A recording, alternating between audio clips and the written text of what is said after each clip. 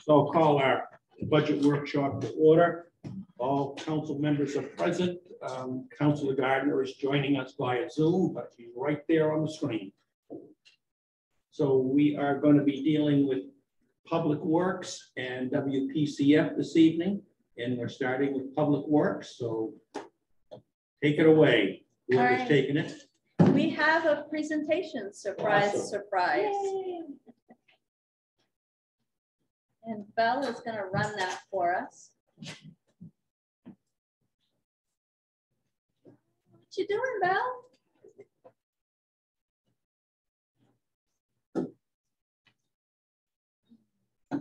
Sorry, the videos were blocking my the right buttons.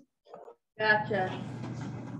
I'm going to do this so we can still see Councilor Gardner. Much like last night or earlier this week, if we're talking about general ideas or the concept that we're presenting, then absolutely I think we should stop and have that conversation. But we will, when we're done, have that opportunity for you to look line by line and also find where I might have made addition mistakes. That's always a good. All right. So we're going to talk about public infrastructure. Val, you can change the slide. Just to make sure that everybody is talking about the same thing. In Orono, public infrastructure would be Public Works general maintenance, the winter maintenance, fleet maintenance, environmental services, the cemetery, facilities. That is all under Rob, along with capital, an element of capital equipment. The capital infrastructure is 100% Rob, and the capital facilities budget is Rob's as well. And then, as you see, it's a different color. Once again, we have a department that is not funded through general fund taxes, and that is the Water Pollution Control Facility, or WPCF. If you look in our audit, the auditor likes to call it business-like activities or enterprise funds. So it runs entirely on the revenue it receives, not general fund tax dollars.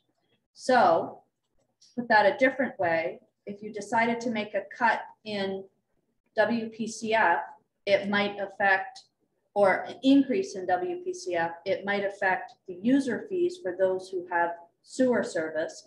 It would not impact the bottom line for the tax rate. Got it? So talk about public works operation. And I'm just going right down through the budget notebook that you received. In total, public works operation is $2,093,993 this year. It is up a total of $200,800.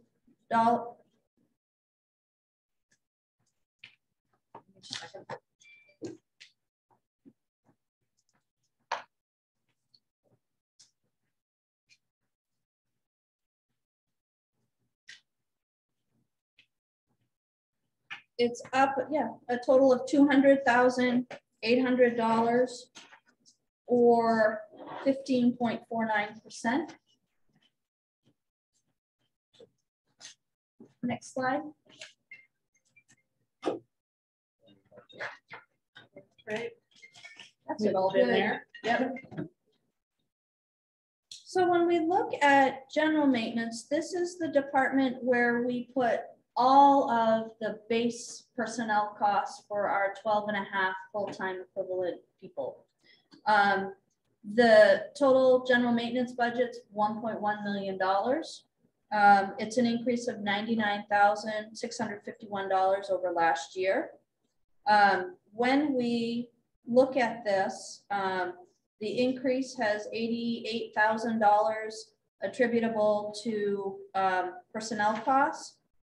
Some of that is the mid-year wage adjustment that the previous council made of about $18,900. The other issue that we run into with the Public Works Department is we've had turnover. So we have people who are going up steps, so that increases. And we have some increase in the costs associated with health insurance due to that change of employee. That we reclassified workers' comp. So this department is going to show a $14,000 increase. However, that's tempered by a $10,000 decrease or offset by a $10,000 decrease in the winter maintenance budget. So the net increase is about $4,100 here. General operating supplies is an increase of a whole $250. Street lights and traffic lights, it's a decrease of $2,500. $2,500, which almost all of that is attributed to the decrease in operating costs that we were expecting to see with the LED conversion. Fuel is where the lion's, we have a huge increase here of $17,500, and it's due to projecting fuel costs. And I think Rob can talk a little bit about how we arrived at that number. Contractual services in general maintenance has a total decrease of $2,800, but that's a little misleading because there is an increase of $17,200 for outside contractors, primarily associated with the pavement marking contract. However, we reallocated $20,000 for MS4 permitting costs that was seen here last year into the new environmental services budget. So this is general maintenance. This is where, yes. So that I want to ask this question now because I had it about that being a new line over there. Normally we pay $20,000 a year in consulting services for our MS4. Various MS4 related items. It's some, the lion's share of that is consulting fees, but probably I'd say it's just general supplies, things you need to support the street cleanup, those sorts of things. So questions about the general maintenance budget? I would say, Sophie, that we have to bid in for the striping. I just want to remind everybody, you guys need to speak to the owl and not each other. It's difficult to hear on the other side. So Rob was suggesting that we have the new pavement marking contract in, which will allow us to adjust that budget a little bit. I don't normally make those changes during the presentation. I usually bring those back after. Just back to that 20,000. So was there 20,000 in there that's gone that is now over the Yes. same 20,000? Yep. So it was 20,000 last year. It is 20,000 this year. It's not just always 20,000. Not, it has always, since I've been here, it's been $20,000. Oh, okay. I misunderstood that. Can I ask a question about fuel? Sure. Can I ask how you got to the fuel, your fuel? Because I feel like it's going to be more. So I use $4 for gasoline and $4.50 for diesel fuel. Right. Right now, if you look out at the sign, Yeah. we're paying more than that. Right. But I need to look at averages. So I'm looking at a year's average. Mm-hmm. So I don't know that it would be responsible to say that we need to budget $6.50 a gallon for fuel for the next 12 months. I think that if we go through a period where, and keep in mind that this budget would start in July. So the hope is that we start out paying, if we still are paying $6 a gallon for diesel fuel in July, the market would settle out a little bit, and we'd be paying lower than that. So that over the course of that 12 months, we pay $4.50. Okay. I know it's hard to predict what's happening. The Right. conservative budgeter in me wants to ask for more. Yeah. But I also understand that if we ask for $6 and we only average the $4.50, we allocate more funds than we need to. So I'm trying to strike a balance there. Okay. So, Rob, your price isn't the price that we see out there. Because you aren't paying tax. Correct. Yeah. And Okay. you're getting a bulk price, I assume, which Yes. is significantly better than the price that I'm paying at the pump or the average diesel purchaser is paying at the pump. Yes. So yesterday, we paid $5.56 a gallon For diesel. for diesel fuel Which is high. and $3.84 for gasoline. That's a bulk rate for a weekly delivery at our public works facility. So it's, yes, you're right. It's better than what you can see on the sign. Do all of our vehicles gas at the public works facility? Yes. All town vehicles? All town, and then we also provide that service to RSU 26, the town of VZ, and the Orono VZ Water District. We bill our costs through to them for that. In town council, is that not? No, Check. no. That's not even a joke, Leo. There's an extension. I didn't know cord if I out missed there you can something, plug that's in all. the car in. My Sure. contract. I made sure you all know all your The perks. perks. Fill out that form first. Other questions for Rob? This maintains the same budget staffing level as we started last year with. So right now we are still trying to fill the equipment operator position. So you went the entire year without that position? Well, most of our year. Yeah. And I guess I have to ask you. Yep. Yeah. How did that affect your general operation? Did you see it? So I was able to use the shared position person. I'm lucky enough to find somebody that had the initiative that wanted to move up and try that work as well. So it's a service level difference.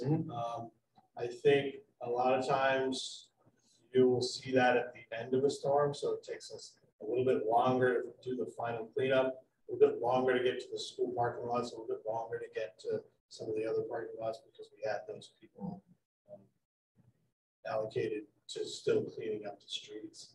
I'm also lucky to have a mechanic, a full-time mechanic that was willing to take on a plow route. What that meant a couple times this winter is that we had equipment broken down, we had vehicles broken down, we just had to park it. And so we had to, because he was plowing snow. So it stretched us a little bit thinner than I would like it to be. It also means that there's no contingency. So if we had somebody out with the flu or COVID for that matter, we would have had to reduce down to our plan B, which is we work a 5-route system. We can go to a 4-route system. Adds about an hour to the response time. So An hour to the cycle, not to the whole response.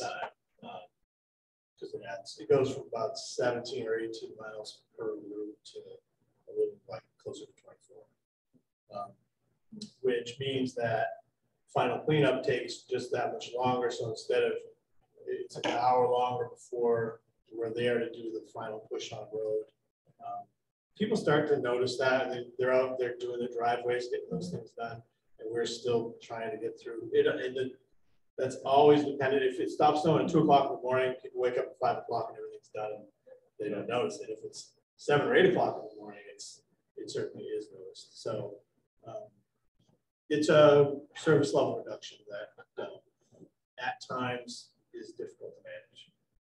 So, and when I say service level, it's what we see, what you can physically see out there, timing wise, but it's also the flexibility to respond and the contingency that we need to account for mechanical failures, illnesses, that kind of stuff. so Rob and I did talk about not replacing this position. You know, it's budget season, that all vacant positions are really looked at. And there actually, with a restructure, there were some things that we might have been able to do that would have had some benefit. At the end of the day, the problem is that bringing it down to 4 trucks per route, staffing to that level If somebody calls in sick, we now have no place to draw. And that's not a matter of, oh, gee, it's just a little bit longer and people will deal with it. That now becomes a major issue. And as much as I was looking for the, trying to find some savings and gain some more efficiencies, that would not have been a safe or reasonable thing for us to put in this initial budget. Thank you. I'm curious, you know, if you crunched these numbers, what would be the savings to the town if we did go to a 4-route system? So when we looked at that restructuring, because a 4-route system needs a little bit of different hierarchy to make it, you got to restructure the leadership a little bit. It would have been about $30,000 to $35,000 of savings this year. And we think long-term, one plow truck would have either been a backup or we may have been able to get rid of it in the fleet.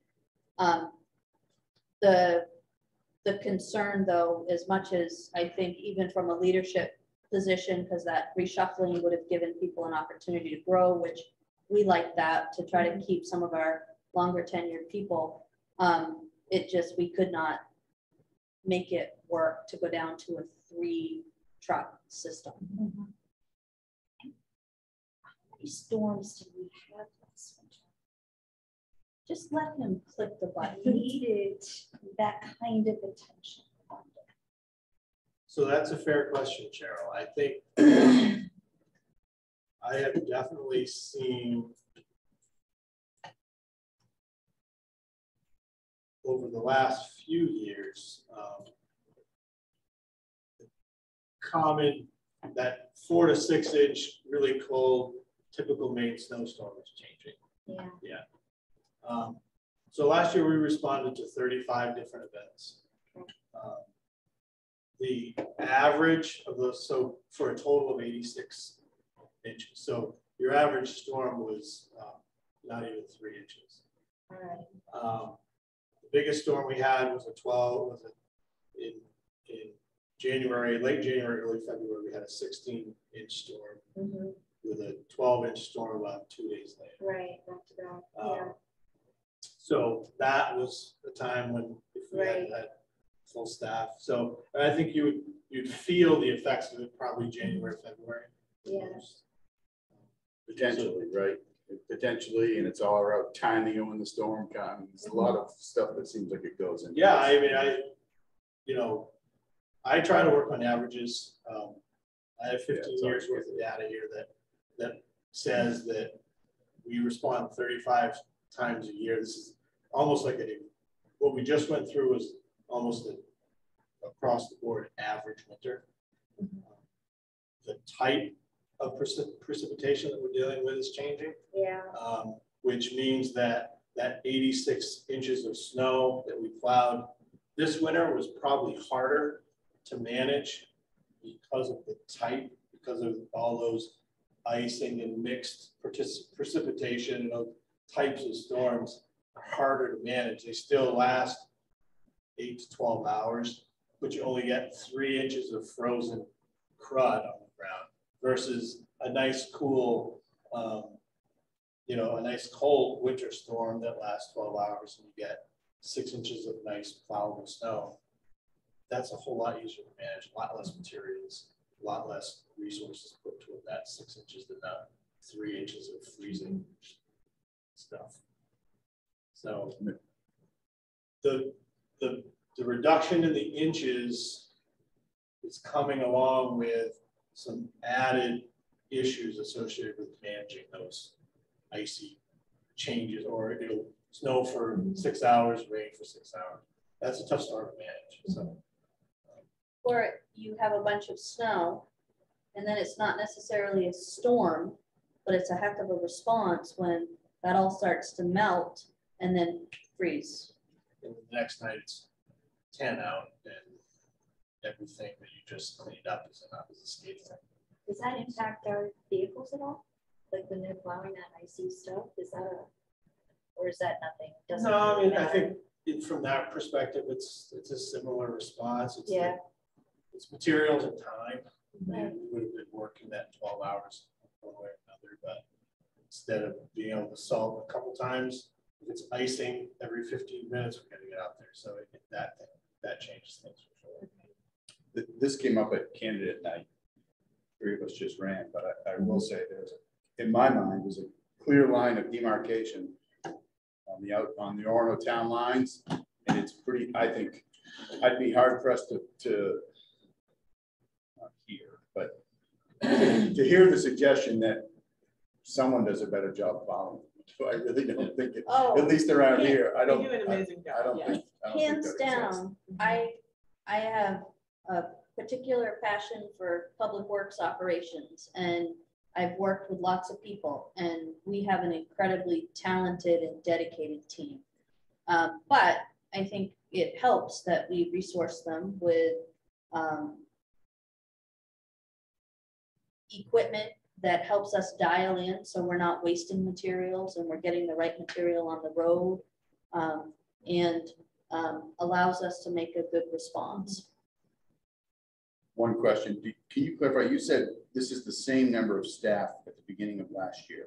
That was budgeted for. That was budgeted for it, but we operated with, that was budgeted for, but we have a new position in this department, so that doesn't make sense. It's in, you'll find all of the costs. This budget, general maintenance, does not support environmental services. I see. That's why I was being very clear. There is an additional person. You just don't see it in the general maintenance budget. 12.5 was budgeted, we operated with 11.5 In last year. last year. Thank you. How does, Oh, no, go ahead. how does sidewalk plowing interface with road plowing with either 12.5 or? It's so how it works is we, as the storm starts to wind down, depending on what the timing is, we probably only have 1 crew in, so that's 5 people. My foreman can come in early in the morning. 2 o'clock is sort of the witching hour because that's when all the parking lots are available. So 2 o'clock is when we sort of bring everybody in and try to start adding resources to begin working on parking lots and sidewalks. If it's still snowing, that kind of has to wait. Ideally, a storm ends. If the storm has ended before 2, we're able to get going on parking lots. We do the town parking lots first. Then as the town parking lots and the roads are getting cleaned up, that sort of happens concurrently. We begin to start shifting towards sidewalks. If the shared position person hasn't been plowing already to fill a gap somewhere else, then that person will get called in to start doing the main route for sidewalks. That'd be the only person that might be available early on until the town parking lots are done and the school parking lots are done. Once the school parking lots are complete, we can, or 7 o'clock happens, so that other crew usually is scheduled to come in sometime between 6 and 7 if they've worked till say 11 o'clock the night before.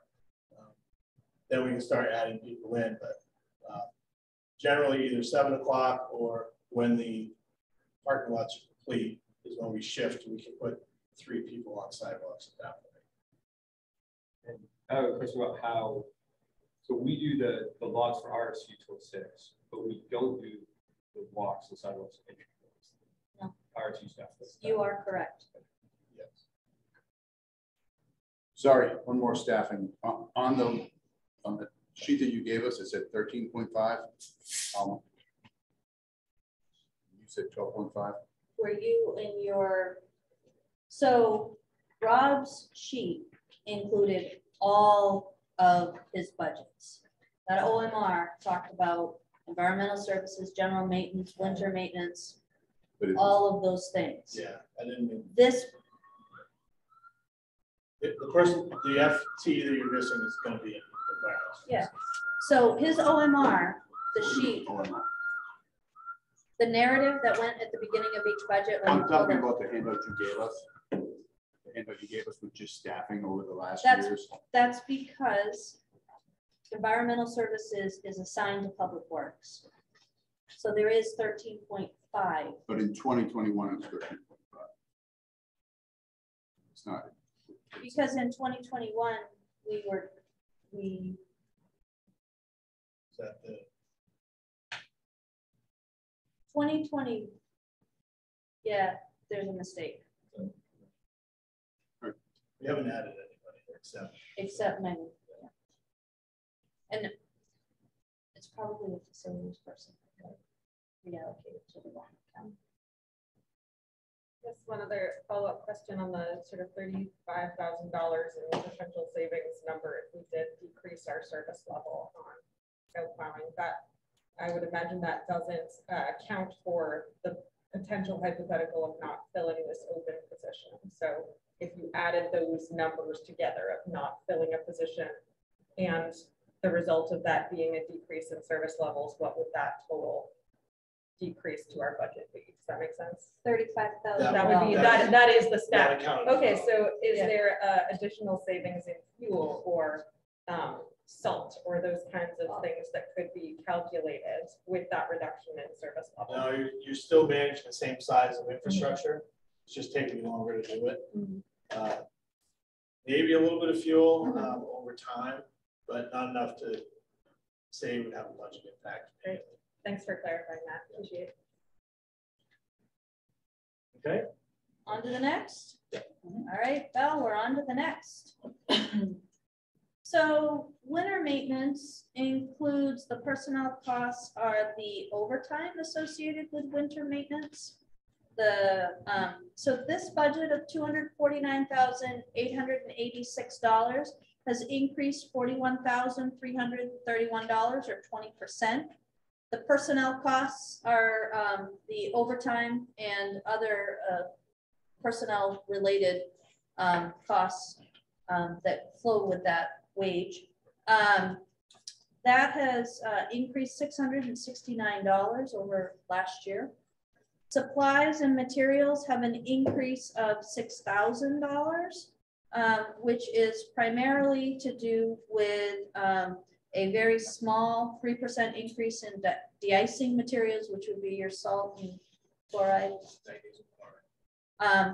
And then $6,000 for winter sand. Rob buys sand when we need it, not as every year. We had a very mild winter in 2020. 2 years ago. 2020. Yep. And that allowed us to really roll back what we used in sand. So we did not need to get sand last year.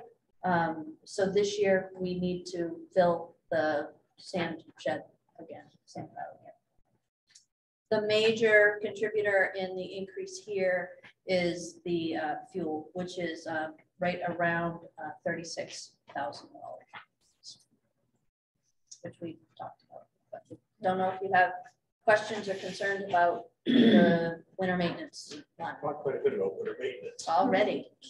Question, do we, or have we ever done any flex time sort of deal in lieu of overtime? I guess you would pay overtime if you're beyond 8 hours. So, do we do anything like that? So to be clear, we don't pay overtime after 8, we pay overtime after 40 worked hours in a week. Oh, okay. We went to, because, and this would be a longer discussion that we laid out for council at the time. When I first got here, it was a storm started and everybody went. And we have really run into some major concerns in the industry with doing that. And the question of, especially in a community with as much traffic and pedestrian traffic around the clock here, if something happened, we would likely be negligent putting somebody in a plow truck for 30 hours straight ahead. So when that happened, we actually added a position so that we could split into those 2 5-people shifts. And we run shifts here during the regular week. They're run 4 10-hour days. When we get into storm mode, it's always different because they're looking, Rob looks at the timing of the storm and the intensity of the storm, but in general, we move to 8-hour blocks of time, and people would work a 16-hour shift, get an 8-hour block off, come back and work another 16-hour shift until the work is done. And by doing that, it means we have 8 hours period where we've got everybody, all hands on deck during the day when we have the most amount of traffic here. And then early morning and evening hours, we drop back to that shorter crew, the five-man crew. When people run overtime in this department, they have a choice. By federal law, it's not our choice. It is their choice. They can either book comp time, which for every hour they work after 40 hours, they could get bank essentially an hour and a half to use at another time. The town council did revise the comp time ordinance, or the ordinance that dealt with comp time a few years ago. We had a cap of 40 hours. You couldn't accrue more than 40 hours. And what we've said is if it's due to an emergency or essentially a town need, people can earn more than that as long as there is a plan to use it. So what we say is winter storm maintenance is an emergency. We're demanding people come in. If they want to use that to be able to take off, they've worked 40 hours essentially in 3 days, 2.5 days, they want to take the rest of that week off. We would encourage the use of that comp time. So it helps hold us pretty harmless in that way. But we cannot direct somebody to use, to book it as comp time. All right, thanks. I wasn't aware that was actually a policy. Thank you. I'm curious what the trade-offs are with using salt and magnesium chloride liquid for roads versus sand or other opportunities that, in terms of cost, and I have in my head some of the environmental trade-offs, but I'm curious what your thinking has been on that, on your current standard practices. So we have shifted primarily to a salt priority approach because it does in the end save us work and money in the end. We used to use, there was, 20 years ago, let's say, they would use 4,000 or 5,000 yards of sand in winter, which meant that there were 4,000 yards of sand that we had to pick up in spring, or that ran into our storm drains and that kind of stuff. So from that perspective, salt use, and now we can sweep the entire town in about 2 weeks this spring. And so that has really saved us a lot of effort. I think it's important to note that there is a salt plan, that we're not just. We have a chloride management plan that we follow. So we use prescribed spreading rates depending on the different environmental circumstances, what temperatures are, road temperatures, type of grease and all of that. So we work to minimize our use of sodium chloride as much as we can. The magnesium chloride brine that we use is not to we don't pre-treat roads. We use that. We have a tank on the trucks that spray that on the salt. It's about, I think we run somewhere between 10 and 15 gallons a mile, depending on, again, what the circumstances are. That treats the salt, makes it more effective, so we can use less salt. The availability of other products like beet juice and those types of alternative treatments are very regional. So the use of beet juice, let's say, for de-icing is very common in, say, the Midwestern states where beet juice is really available. To get it in Maine would be difficult and costly. So from a cost perspective, trying to use different types of brines really don't make sense for us. So the other benefit of salt is when so we use a de-icing approach. So we try to prevent the ice from forming rather than letting it form and then trying to melt it. So I don't know, 25 years ago, it was common after a storm, you'd see that sandy ice patches all over the road. And it was, now that's rare when you see that because you don't allow that ice to form. Sand mixes are usually blended between 20 and 40% salt anyway. So by mixing it with sand and spreading it out, it gives a little bit of grit, but you're still allowing that salt to, that ice to form. So then you have to go back and use some other salt again to try to melt it off after, which is kind of so. From my perspective, the way we've done it is probably the best we can do at this point. We're still working on all kinds of different things with technology in the trucks, training, all the things that you would expect us to be doing to try to minimize the use of salt, both from an impact to the environment and the budget. So I think we're kind of doing the best we can at this point. And is the budget increase this year based on the increased cost of the product, or is there some projected increased use? Yeah, I'm predicting that salt in the fall is going to cost more because it's going to cost more to get it from. It comes in on big barges in the Searsport, and so those big barges burn fuel. And I'm just kind of anticipating that's definitely going to be a market change. Thanks. Ready to move on? These are great questions. I like it. It's Rob's also responsible for the cemetery. Our cemetery, we use in-house personnel, our own staff. That's a change. We did contract that out for a while, but we were not able to maintain a level of service that the town council and staff were comfortable with. So we brought that back in. The cemetery has an increase of $555 this year, or 9%. And almost all of that, $500, is attributed to some work that needs to be done on a water supply line. So we think we've got a water supply line that needs to be replaced in the, yeah, more than one, but $500. Any questions about, oh, and the personnel costs for maintenance at the cemetery is covered in the general maintenance fund.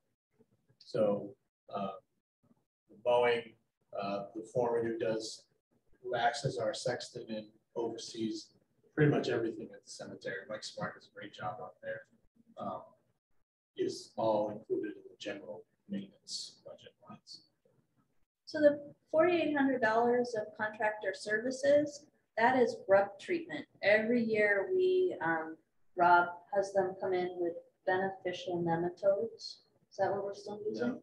Oh, there.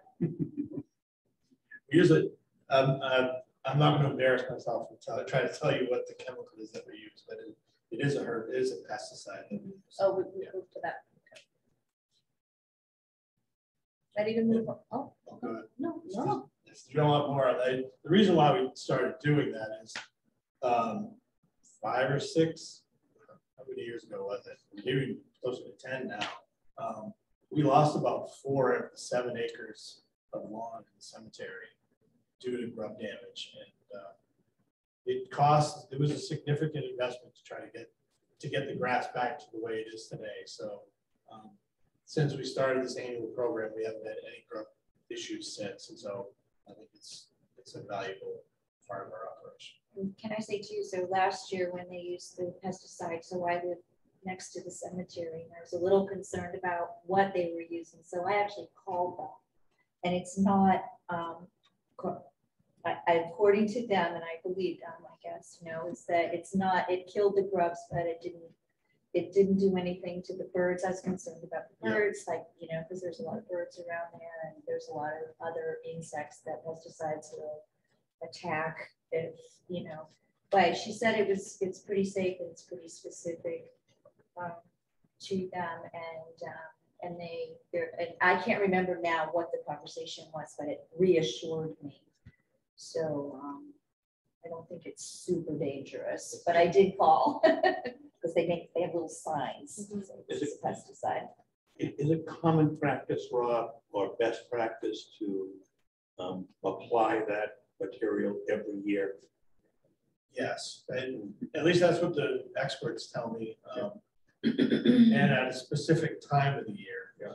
When the larvae are coming up, they have to do it in about a 4-week period there at the end of June to make sure it's effective, because it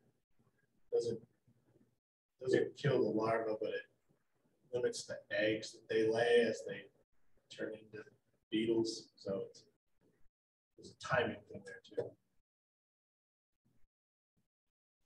Other questions about the cemetery? Oh, the other thing I will just say, with the cemetery, this is a mandated service that we provide. And Rob is actually mandated to the number of inches that the cemetery grass can grow.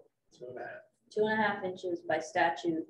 And it all has to be, all the flags have to be up, and it has to be maintained as of Memorial Day every year. So there is a lot of regulation that comes in with how you manage a cemetery. It's not like your front yard. And is that in state law Yes. or in our ordinances? No, state law. Because there are veteran burials there. Great job last year on the roads. The paving, so it's really looks good. I'd like to mention as a resident, I was up there the other day, Rob, at Family's Lot, and I met Gary Rubbershaw. Yes. So you know Gary. Yeah, I He's do. a longtime owner resident. He used to be a town employee. And he's kind of bored in his retirement, and he's up there repairing stones. Stones that have moved or sunk for free, right? Norm? Yeah, he's volunteered to help us out up there. Mike gets him all the supplies he needs, and he's focusing on the veteran burials and getting all the veteran markers brought up to the surface and cleaned and everything. Dave's doing a great job. Yeah, he does a nice gesture in his part. And not to take anything away from that, because that's awesome. But as Rob pointed out to me today when he brought his bills in, the other thing that makes this a wonderful community activity is that the American Legion, we buy all of the flags through the American Legion. I got the bill this year from them, and Rob had to make all sorts of notation because it's odd for us to get a bill for almost $900 and only be asked to pay about $500. So there's a lot of community investment in the cemetery, which helps keep this budget where it is. Ready to move on to environmental services? So environmental services encompasses a lot of things. It is essentially a lot of the things Rob does that have nothing to do with roads, transportation, and town facilities. It's the construction, demolition, debris, landfill. It's our municipal solid waste collection and disposal, recycling. Our tree board is part of this, and our MS4. And if all of you remember from your quiz, that is municipal separated storm sewer system. So as we have talked about previously, last year, town council authorized me to go ahead and hire an environmental services coordinator. That adds the $87,321. That's for everything associated with that position. That's not what this person takes home, just to be clear. The commercial demolition, debris, landfill, the costs there have increased about $1,100. The solid waste budget has increased about $12,000. Recycling is up about $20,523. Almost all of that is attributed to a change in tip fee. We have not been budgeting the higher spot tip fee. We've been budgeting what our contract with Coastal Resources was, and we've kind of eaten the overage in other budgets as you know, through the last 2 years.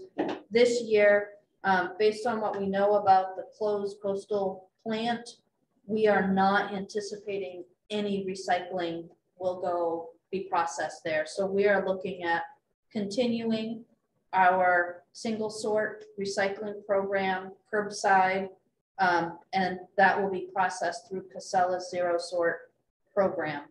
That changes in the budget from about a $36, $37 a ton tip fee to about $125 tip fee. So it's significantly more costly. We're paying $135 right now, though, right, for recycling? 45.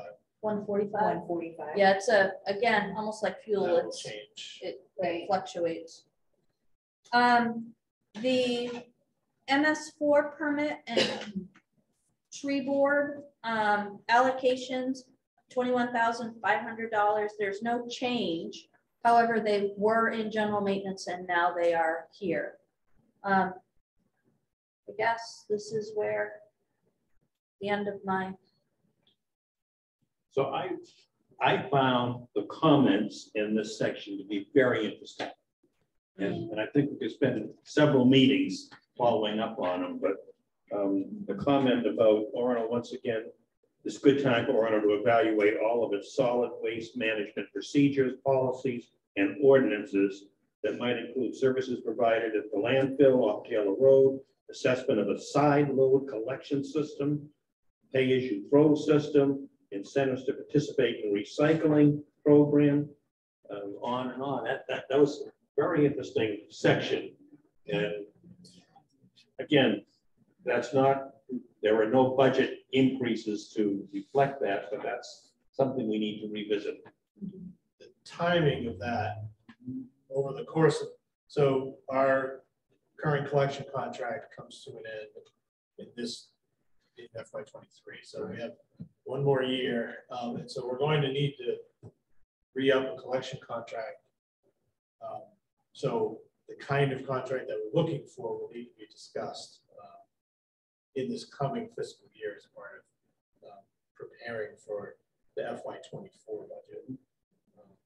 There's a lot of options out there, some options that haven't been particularly locally available, like the side load option that brings some volume control effort into the equation.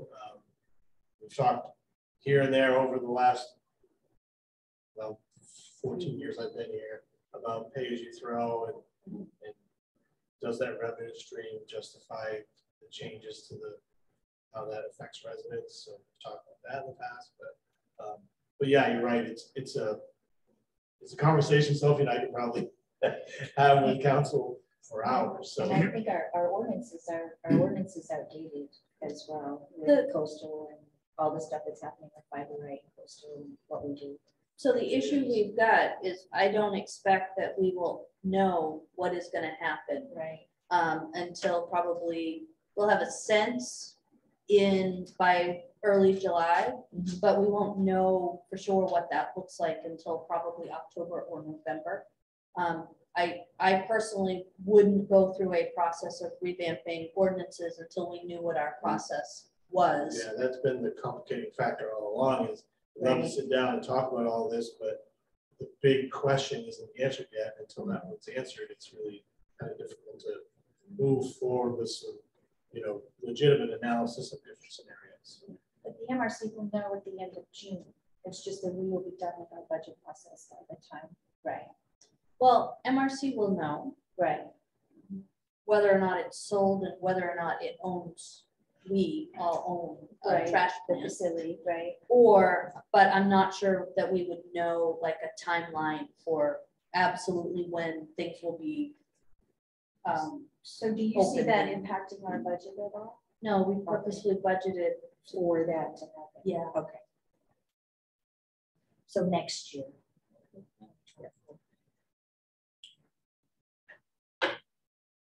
No, I'm just looking. You look like you want to say something. Yeah, I same comment, I guess, about all those comments, and my only comment or question was, I assume those are discussions to come. That's all that was that. Again, what he said, it's not affecting this budget in any way, and these are just things putting out there that we're going to have much deeper discussions with data and all of that to assess. one of the things that Rob is trying to gently prepare you for is that continuing to do business the way we are right now is going to break our bank. We probably would see close to doubling in our MSW contract alone if we are wedded to what we are doing now. So he's just giving you kind of the precursor to this is a placeholder year as we figure things out. And in some ways, it's nice that economic reality is catching up to what we should be doing stewardship wise in terms of finding better solutions for waste.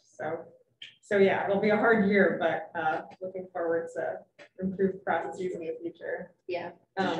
I did have a quick question about the sort of the $20,000 in costs for MS4 permitting that's moved to this budget, and whether it would be possible to reduce those costs this year, given that there's staff time allocated to some of that. I know it was in the notes that that might be the case in future. So Rob and I talked about that, and we do think long-term that we will be able to significantly wean from the consulting place. This, we are implementing a brand new permit. We were in year 9 of a 5-year permit with all sorts of requirements and requirements for operating plans and testing and things that right now, in the grand scheme of things, I can't tell you what we're going to need consulting help for. And the new permit is bringing on some things that once we get them in place, our environmental services coordinator should be able to manage those and should be able to back off a little bit, but getting the plans written, stamped, approved by DEP, all that still needs to be done in this specific permit year. So I would anticipate that next year. ready to move on? You know, what do towns that don't have an environmental services coordinator do for their MS4? Like Old Town's one of the, I think that I saw that has one. There was a 20 or something in the state. Is that Yes, there aren't a ton. I can't answer that, Leo. I think it all depends on the approach and the level of complexity and the expectations that have been placed on us by the town council in terms of the level of service expected. It's a little bit of a mixed bag. Bangor and Brewer have coordinators. Old Town does not, but they rely heavily on a consultant. So they pay an engineering firm to manage a large portion of their permit compliance. And then the smaller communities is all consultant driven. And do a lot of smaller communities have these permits or not? And so when I say a smaller community, so for example, Milford is included in the urbanized area, but only a very small part of their community is included in that. Kind of like with Orono, our urbanized area is pretty much east of I-95. So when you look at percentage of land mass, I used to know that number, now I don't off the top of my head. It's been too long since an EPA audit. Yeah, the DEP permitting only technically applies to that urbanized area. So for example, the town of Milford, it's that little piece where Route 178 and Bradley too, 178 and Route 2 come together. So they may have 5 catch basins that they need to inspect and maintain. We have 650. So it's just a larger scope that has to be managed. Okay. All right. And if we move on to fleet maintenance encompasses the public works facility in general, as well as everything that goes into supporting our garage, the mechanic, all of that, and supporting equipment. So the fleet maintenance budget is $251,875. It's an increase of $250, which doesn't even register as a percent for us on this budget. Personnel costs actually decreased by $375. There was absolutely no change in shop supplies and tools. There was a decrease. So last year we had budgeted $7,500 for duct maintenance. So the air handling ducts have to be cleaned on a very specific, more frequent basis because of the work, what they're taking out of the air. And we did that last year. So we took that out of the building repair and maintenance line. It was offset by increases in LP gas and electricity. And the electricity cost increase and the LP gas cost increase are not anticipating an increase in use, rather an increase in unit cost. Questions about fleet maintenance and the facility? I'm curious why cell phone expenses increased here, but most other places in the budget, cell phone expenses have remained constant for staff. Is it an allocation issue? So that was the, $100 extra, so it's not a huge increase. It just, yeah. I So was it just the- curious about the discrepancy There between was the departments. data, we added a data line for one of our tablets to help support the, sorry, I talked about. We added a data line to support a tablet for the environmental services. Please. So there you go. Art, this is maybe just there's a decrease listed for health insurance, although the comment says that it's an increase. That would be my flubby fingers. We budget a general increase every year for health insurance based on what we're hearing from the provider. This particular employee that's covered here changed his plan, so there is a decrease. So that's just my DE instead of IN. I apologize for that. Just so I understand what this is the person that fixes the vehicles. This is not the rest of the facilities or stuff, correct? This is the Public mechanic Works facility. and the public works facility. So it's all the electricity and At the public works At facility, the- not these buildings. no, those you Okay. see later on in Rob's budget. Okay. That's a question. So All right. make sure I can see. So if we go, are we all set? I don't want to cut anybody off. Sonia. Yeah, I was curious. I saw that LP gas here was budgeted as a significant increase, which, you know, could certainly make sense given projected prices of gas. But then when I looked at some of the other budgets for other buildings in town, the natural gas price was only a 5% increase projected. And so I was curious what the thinking was, and it could be that different departments were just doing things differently, but it caught my eye. Yeah, no, two things at play there. One, this is LP gas, so this is the kind in the bottle, not the natural gas that comes from the street. So Okay. two different pricing Okay, structures. thanks. The other part is, that is me struggling to nail down what the budget needs to be on an annual basis with a new facility essentially. So we take deliveries so rarely that sometimes we get, so say we got 1 year we needed 3 deliveries. The next year we only needed 2. That next year we're going to need 3. So it's really kind of it looks like a yo-yo because I know that we only needed 2 last year, which means I need to plan for 3 this coming year, and so that's part of it. Thanks. Any other questions? I don't know if this is the right time to, well, it's two things. One is that I was hoping to have Rob kind of touch on some of the items that he discusses in on page 6 in the areas of concern about stormwater, about infrastructure, but I think that probably, since we're going to talk about facilities and then capital investments, I should wait for that. But in that same section, It's just the next slide that we're going to talk about asset management and infrastructure investment.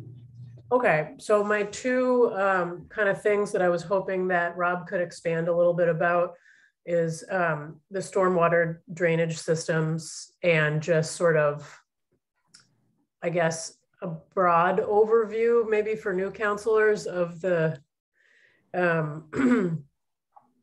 the gaps, how should I say this?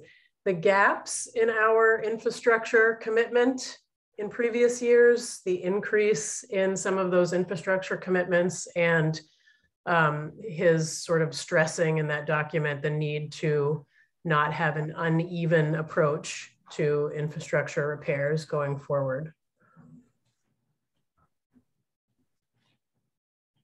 That's a good question. So let me get started. I guess consistent investment in asset management, quality asset management is keeping up with things, right? It's planning for the future and investing now to avoid significant unexpected investment later. So consistent investment allows staff to plan those funds and rely on the fact that it's going to be there, so that we can not necessarily have to panic invest. I guess if that's the word, to know that, for example, I know that Grove Street is in rough shape right now. I know that it's in the plan next year, so I can be confident, given the history of our investment strategy, that next year it's going to get addressed. So if I do a little bit of patching there to make it passable and keep it safe, it'll get addressed next year. If I didn't have the confidence in that and could tell residents that that's the plan and the plan gets supported by council, I think there'd be a lot more of the jumping to the worst case scenario often. So managing infrastructure in a planned way is really the only right way to do it. The challenge is that there are so many different elements of infrastructure. It's hard to, you want to go in and Grove Street's an overlay for next year. So I'm going to address the pavement surface, curbs, try to do something with the sidewalks for that investment level. It won't address the drainage underneath it, the other elements of the infrastructure that are there. So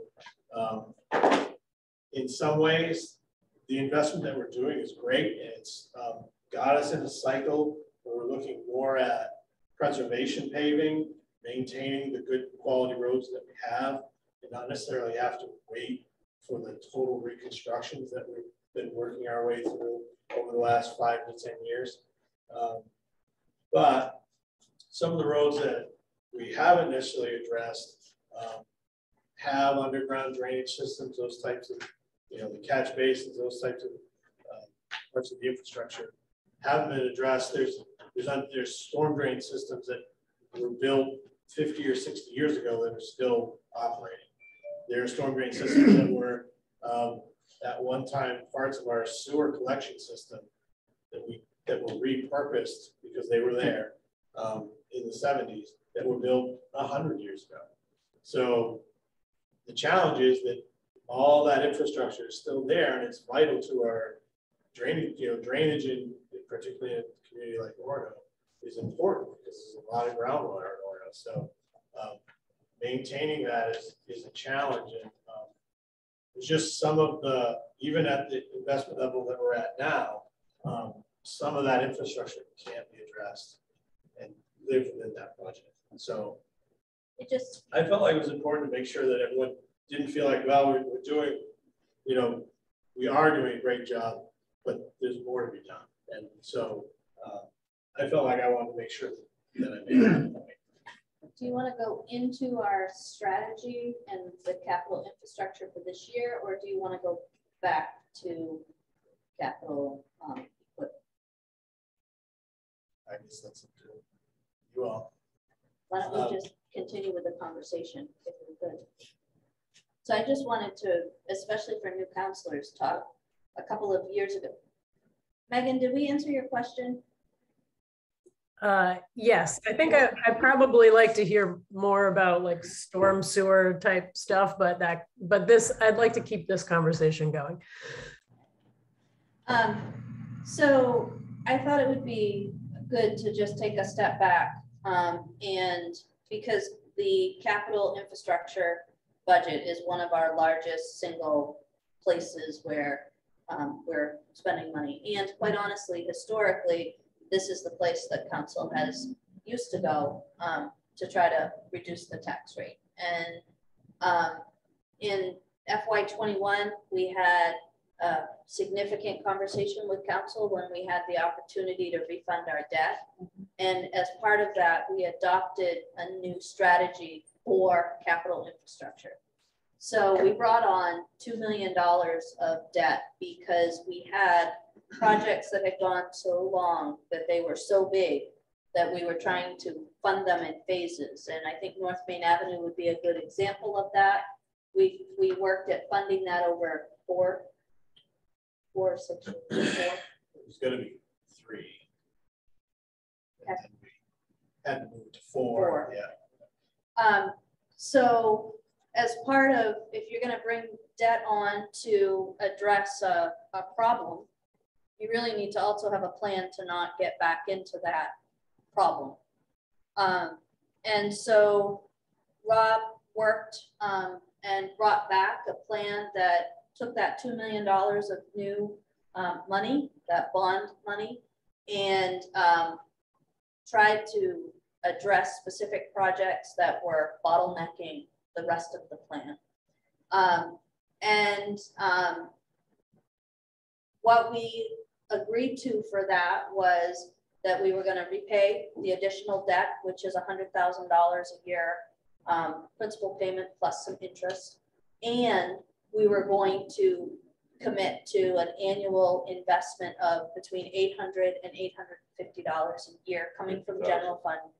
Huh? 850,000. Yes, coming from general fund taxes. So when you look at the capital plan or in the budget, when you see capital expense, you have to understand that that capital expense also usually comes with a variety of dedicated capital revenues. So for example, this year in the capital expense, there's an expense of $610,000 to address Bennett Road.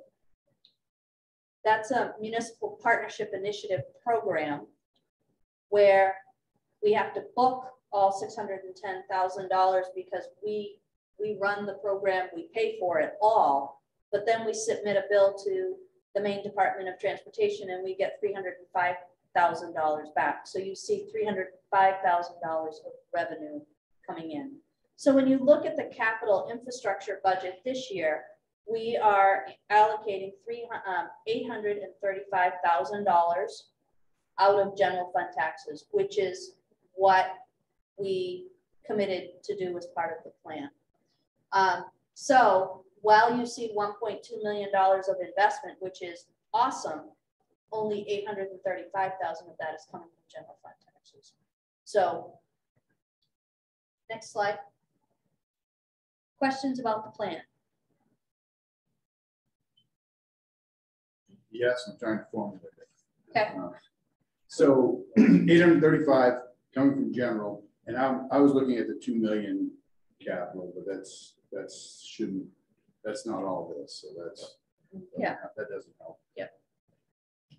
Sure. So the plan. We work to fund infrastructure projects, always looking at outside sources. So we may have $1 million project, let's say, that I'm looking for. If I could work with DOT to get them to pay for half of it, then you'd see $1 million project on the board, on the plan. But $500,000 of revenue to offset half that cost would be up in revenue. Wasn't the Stillwater sidewalk project another project where we're getting some outside funds? Yeah, that is a grant that we got through the MDO2 Heads Up program that funds 80% of that actually. So that project will be a locally administered project, so it's going to go through the town's expense, but then we'll simply bill them and they'll pay us 80% back in do you ever foresee a time when our debt payment combined with the rising costs of materials and fuel will undermine your ability to continue to make improvements? Well, so I don't know that we've had this conversation. I don't know that we are making improvements now. If you look at the entire infrastructure system as a whole, it's definitely way better than it was, say, 10 years ago. We started really working to look at the infrastructure as in its entirety, planning 30 years out and trying to understand what this deferred maintenance was really going to cost the town. That's really the bottom line. Is maintaining is way less, is far more inexpensive than letting it fall apart and rebuilding. So I think we're in a good place right now. I think the trend line is probably still a negative slope. So we're depreciating and deteriorating faster than we are improving. I think you're a tough judge on yourself, but Things could change though. Yeah. can I ask, you said 850 roughly is what you're looking for a year. Does that, so with that bond or with the loan, whatever it was, took $2 million out for something, we're paying 100,000. We pay we pay 100 and whatever. Is that just a loan or a bond? It's a bond.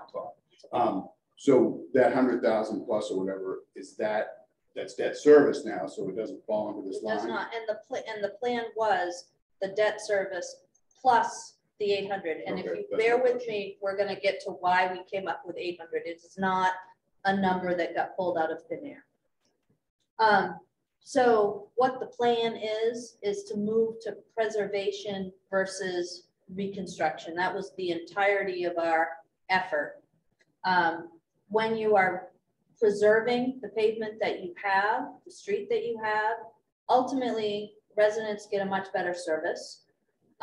We have smaller projects, which are cheaper, less expensive, they're less expensive, and significantly less disruption. So the big, I would say, the examples that I would ask Rob to just quickly talk about would be Essex Street and Chapel. So Essex Street is an example of a project town invested in back in 2008, 9, 10, where the road was a significant disrepair. We went out and did a bunch of drainage work. I think the total investment was about $750,000, as I recall. And so to bring that road up to standard. Recently, we did a preservation pavement on that. So that means that road, so about 15 years, lasted about 12 to 15 years, what your goal is for the project on that scale.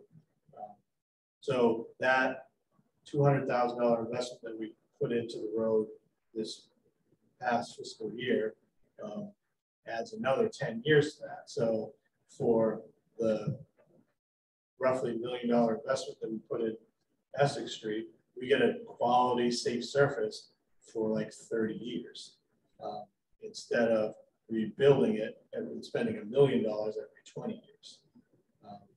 So that's kind of where the preservation paving and doing the right thing the first time and then maintaining it comes into play. Ready to move on to the next slide? I'm still a little confused, sorry. Okay. So how much is used, how much is coming, and I thought it might be in this page. It might be here, maybe there's just missing it. So 835 is taxes, and what's coming out of our capital reserves? For this, For this, for infrastructure, we don't have capital reserves for infrastructure. we don't use any capital reserves for Infrastructure. We have none.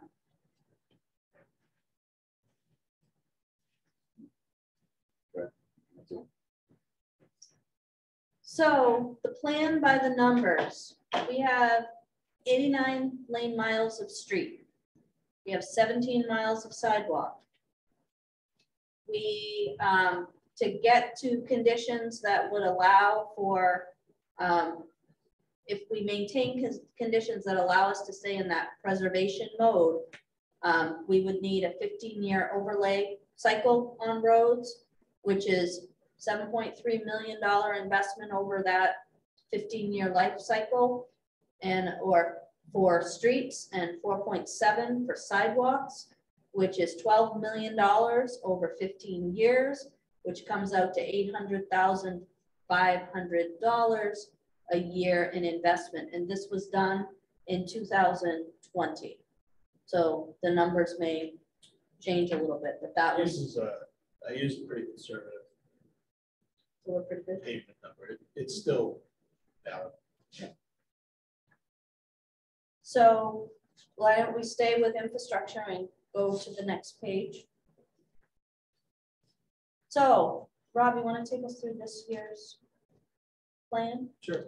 So we've worked with the Maine DOT to get a 50% grant on preservation paving project on Bennett Road that will put a new road surface on Bennett Road all the way from the Old Town line to the credit union. That would be a, like I said, still be some milling, to basically paving the surface redo. And again, the reason why you want to do that now is before it gets to the point where we have to reconstruct it. It was reconstructed 3 years ago. Yeah, so a significant portion of it was rebuilt, completed in 2008. DOT did from Noise Drive to Godfrey Drive. Maxfield Drive is a pretty straightforward pavement overlay that includes Crestview. Ledge Hill is a reclaim, so that pavement's not worth saving. So we're going to grind that all up, put a new pavement structure in, and do some drainage improvements there. Charles Street is a project that will be, I've funded it in 2 phases. So the first part of it is trying to deal with drainage. So Charles Street has a significant drainage issue. We'll be working to try to address that first. And then once you get the water out from underneath the road, we'll fix the road, the pavement surface. The Stillwater Avenue Pedestrian Improvements Project is a Heads Up program grant. So the Heads Up program, the town's been participating in the Heads Up program for several years now. And part of that, there were 2 or 3 public forums that community members came and suggested projects, identified issues of concern associated with both pedestrian and bike use. And so Stillwater Avenue in the area of the businesses between Godfrey Drive and the town line was identified as a really difficult place to be if you're a pedestrian. And so this project will add a sidewalk on the side where there is no sidewalk now, and then create some safer crossing with refuge islands, because that's a 5-lane road there. So that's a really tough place to cross. So the $100,000 is the planning part of that. So that's the design, survey, all that. And then DOT is planning another $400,000 behind that, which is why you see that in the capital plan, to help support the actual construction of the design. And that is a 80% DOT and federal funds, 20% local. So when you see the $100,000 there, 20% of that, so $20,000 is the local match for that grant. Colbert Drive, lighting and paving. So will be, that street has buried utilities on it. So there are no utility poles. So there's no lighting on Colbert Drive. That's a pretty common place for people to walk. And so we'll add pedestrian lighting on the sidewalk side, and then rebuild the sidewalk and pave the road. College Avenue sidewalks, this is the final phase of our reconstruction of all the sidewalks on College Avenue. We've been working on it now for 4 years in pieces. It's been about a $200,000 investment in the pedestrian facilities on College Avenue, and this will be the last piece. So we'll go from Munson Road down to Park Street on that side that hasn't been done yet, and that project will be complete. And then miscellaneous improvements. So this is funds to support miscellaneous road, curb, stormwater, and electrical infrastructure. This works in a couple ways. So this allows the department to address smaller projects that may not be identified as, so let's say a $4,000 or $5,000 electrical improvement that needs to be done. I don't have to, that we may not necessarily be planning for yet. Those funds can help cover for those larger problems that arise as our infrastructure falls apart. This helps us react quickly to things like that. So back to the stormwater discussion. A lot of times, these are the failed culverts, failed drainage structures that you can't necessarily identify today, but in July, all of a sudden we've got a sinkhole on the road just because an old culvert has failed. These funds help support making those repairs. So can I just clarify something for Leo? When you talk about, no, I guess I in my head now? You know what I'm gonna ask? No. No, I want to just clarify what I said to you. You don't want to do that. So when I say we have no infrastructure reserve, we do have an infrastructure reserve, but it is where all of our budget, so construction season is so long and it's gets cut off in the fiscal year cuts off right in the middle of it. So everything that's budgeted for projects sweeps into the infrastructure reserve. We pull it back out to complete the project. So it's not like a big, huge Well, that is reserve. another question because I can't find Chapel Road or There College Heights in here, and that was right. Yeah, Am I because- missed it? And I was like, I know what they're getting done. They're being funded out of the bond, which is a different fund. Completely. This is Oh, not that's out the of a general. bond. That's the bond proceed all hit. But the it fund. doesn't have to be in here to show that we're spending it. Am I missing So something? it was approved and on the plan back in 2020. So it's fallen off the document that you have. It's taken, that's a 2020 And project. And because it's a bond, that's why it's, I would think if it were from our revenues, it would still be in here. Is that my misunderstanding that? Because I'm thinking of school budgeting and what gets approved is what you can spend. And if it's not in there, you can't spend it. Does it So work the same here? it was approved. Right, It on a was year-to-year approved. basis, though. Yeah. So one of the things that council does every year is it reallocates the approvals for the projects that are currently in progress. So we carry the difference on the financial reports as we move forward every year. So there was, I don't even know the number right off the top of my head, but Chapel Road, 1.1 million allocated for Chapel, College Heights, North Main Avenue. That was approved. It's in the bond budget. One of the things that council does in June of each year is authorizes the remaining balance in those funds to be used again. Because the projects have not been completed. Because the projects have not been completed. Okay, it doesn't push forward on schedule or on what we're seeing is getting done. That kind of is disorienting to me. So I understand that it can be disorienting to you. It would make it really hard for us to track things here as to new investment and what we're doing on an annual basis. Yeah, I could see the budget. Right. That's for clarification. If we had a project that we had approved that did not get started, then that money would have to be reallocated. So if it didn't do anything, we didn't bid it, we didn't design it, we never kind of pulled it back out of reserve or allocated it from the bond, then yes. But if we have started down the path and you've approved the design work, then everything comes out as part of the project.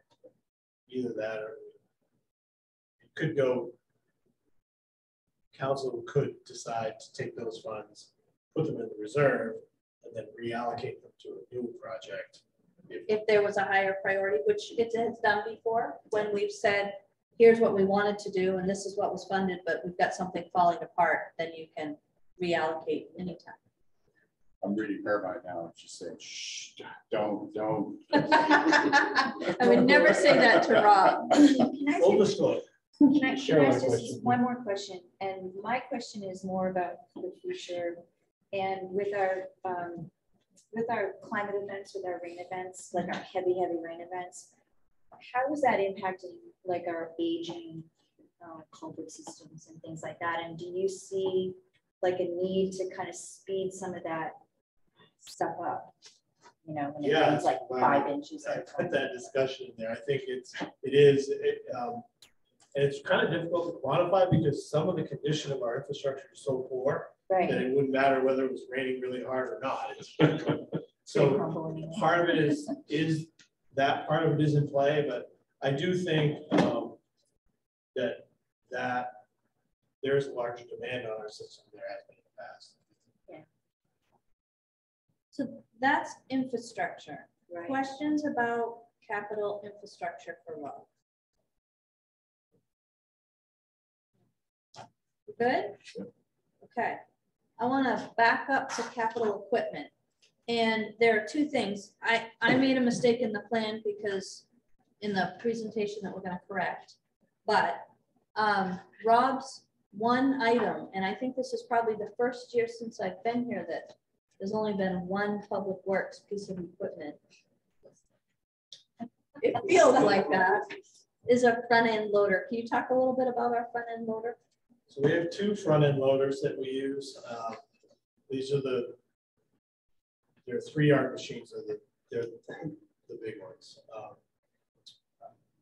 The one that we're looking to replace, the 2003.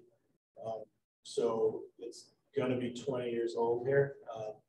And mechanically, it's still safe to operate. But pins, bushings, all the pieces that hold it together are beginning to wear.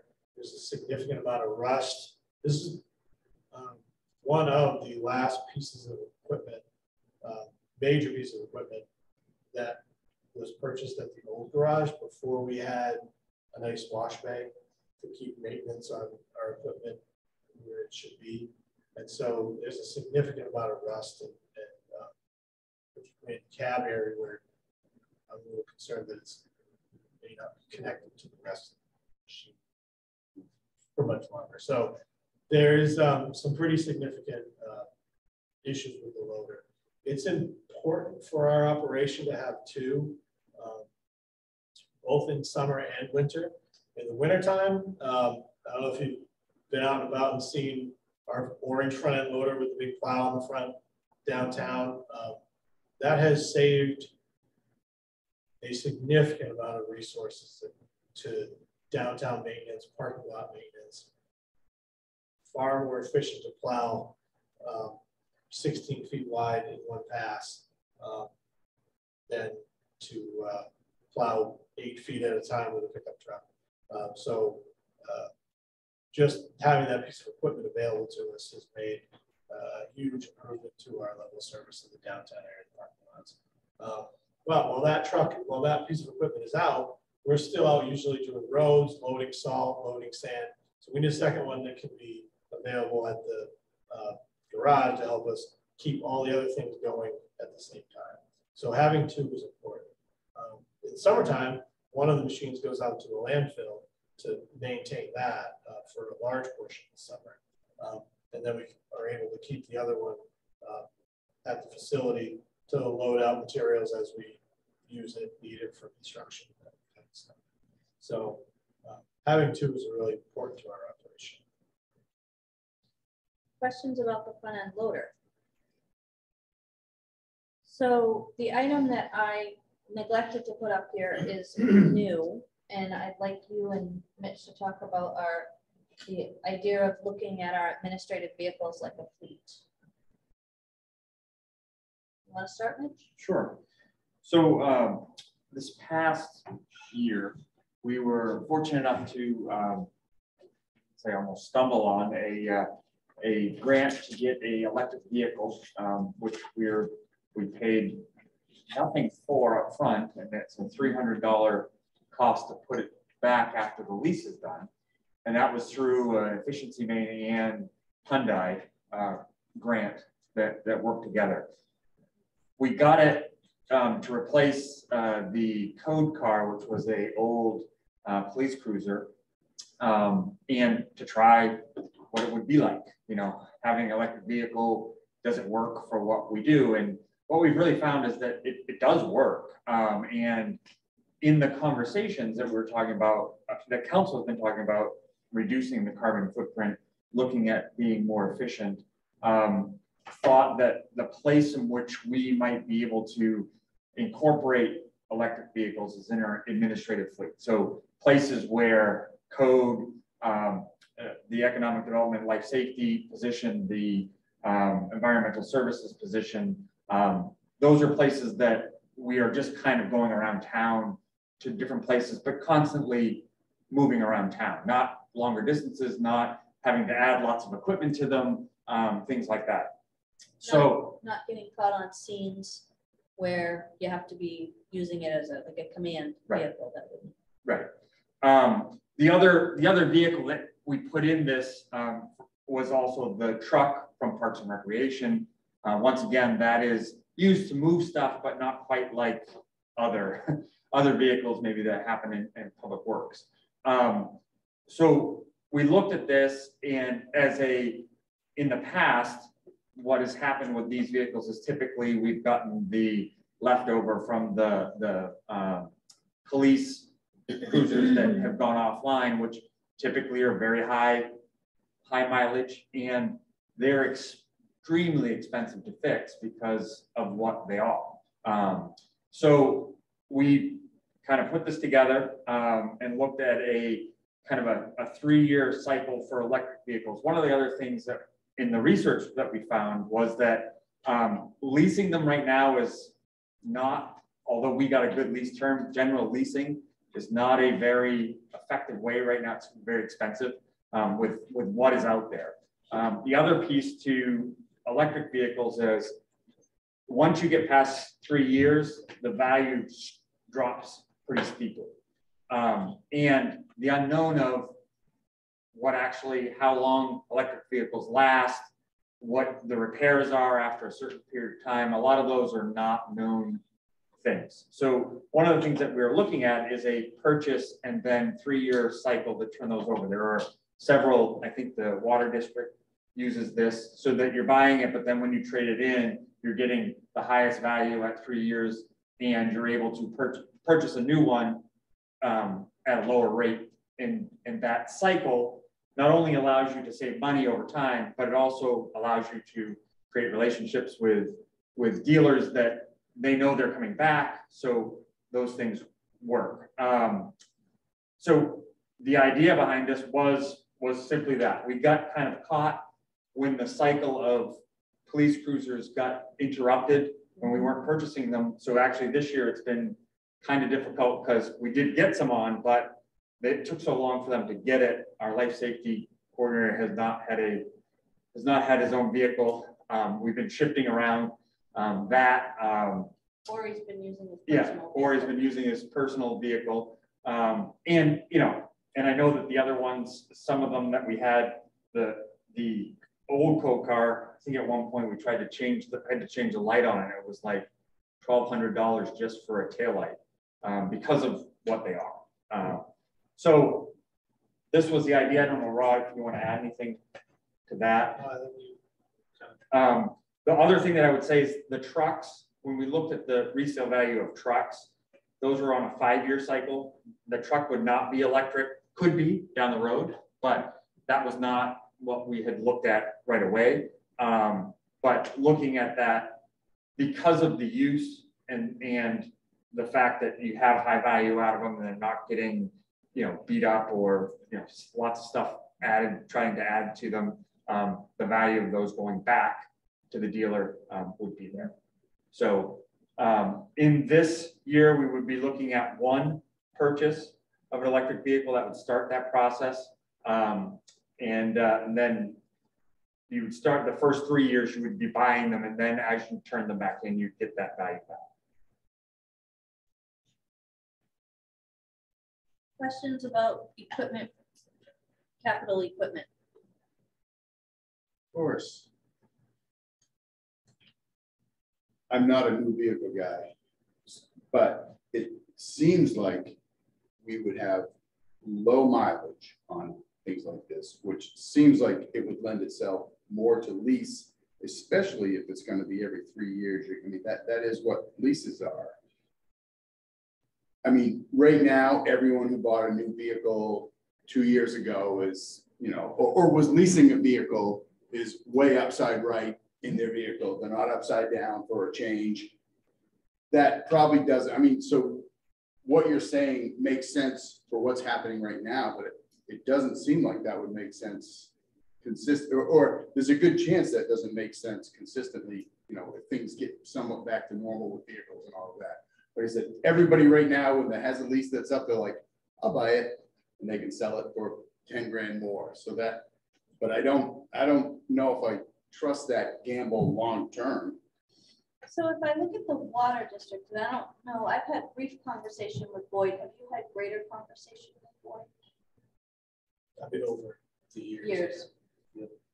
But this is what the water district has in place. They buy one, they run it for 3 years, and they trade it in. And they have found incredible, like over time, it's costing them less than buying new trucks on the cycle that you would plan to buy a new truck if you're using it over time. So that when see, you know, 75% of their trade value is 75% of their new investment. So yeah, right now. No. That was the cycle they've worked on for years. So remember, they're buying a fleet vehicle, which is less costly, and when they're trading it in, they're not planning to trade that back in for fleet with all the deducts. They plan to put that on the retail lot and sell it. So the delta is very, very small between what they're buying it for and selling it. I personally, if council wants to lease, I think that's fine. I think what we're trying to respond to are two things here. How it actually happens, I don't think we're wedded to how it actually happens, but the two things we're trying to respond to here are administrative people who have to be out in the field without vehicles to be in. Running around in your own personal vehicle creates all sorts of issues for us. It's not like when I run around in my personal vehicle, I am driving from point A to usually out of town point B. And it is asking, anyway, not having the vehicle would be number one. Number two, when we do get a vehicle, it is the third generation of hand-me-down for many of the departments, because many of the departments, police as an example, they buy a vehicle, it lives in the front line, then it gets transferred to the backup line, which is not backup sit and wait, but backup use that's not frontline response. So still used heavily. And then by the time we get it, it's starting to get to that nickel and dime. And in this case, it's not nickel and dime. So we're trying to put cruisers back together. A front end costs a lot of money, no matter how you slice it. So the issue of not having cars is a great concern to us. The second issue that we have is around how do we get it on schedule so that we know we're going to have cars. Because right now it's haphazard, and we make a decision over here that works for the police department and saves $40,000, and I now have no vehicles for people that need vehicles. So how do we kind of make that happen? And I'm not even going to get into, do you want people running around in rusted out pieces of equipment? You all see the vehicles that are rusty, and you can make that choice if that's how you want us to run. I think that, so when you say electric, are you saying electric, like you need a charger installed, or are you saying hybrid? I'm saying electric. Okay, electric. And So there's also, so efficiency main is also giving rebates and things like that to purchase that electric car. And I think now's a good time to jump on that. Because I mean, this is a big promotion kind of thing. The only problem with electric, but if it's only around here, is the infrastructure. You know, electric chargers aren't on 95 yet, you know, so, but if you had to go a long distance with it, that would be more difficult. But if it's just around here and you've got a charging station, we've got a charging station at Public Works. Is there a charging station there? That's There will be in this budget. It's okay. And the electric vehicle typically comes with a charging station. it has a charger that you could plug into it. Well, I think there are some, I think there's some places that part of your, part of your purchase is they'll install a charging station for you. It's a,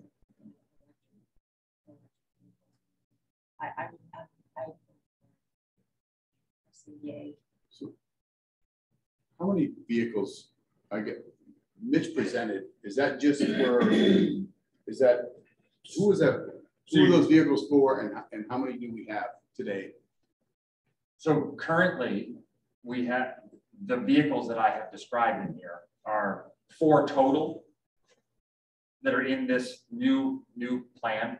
We have a wreck truck that's in there. We have the electric code vehicle. We do not have the electric vehicle that would be life safety or one for environmental services. We do have.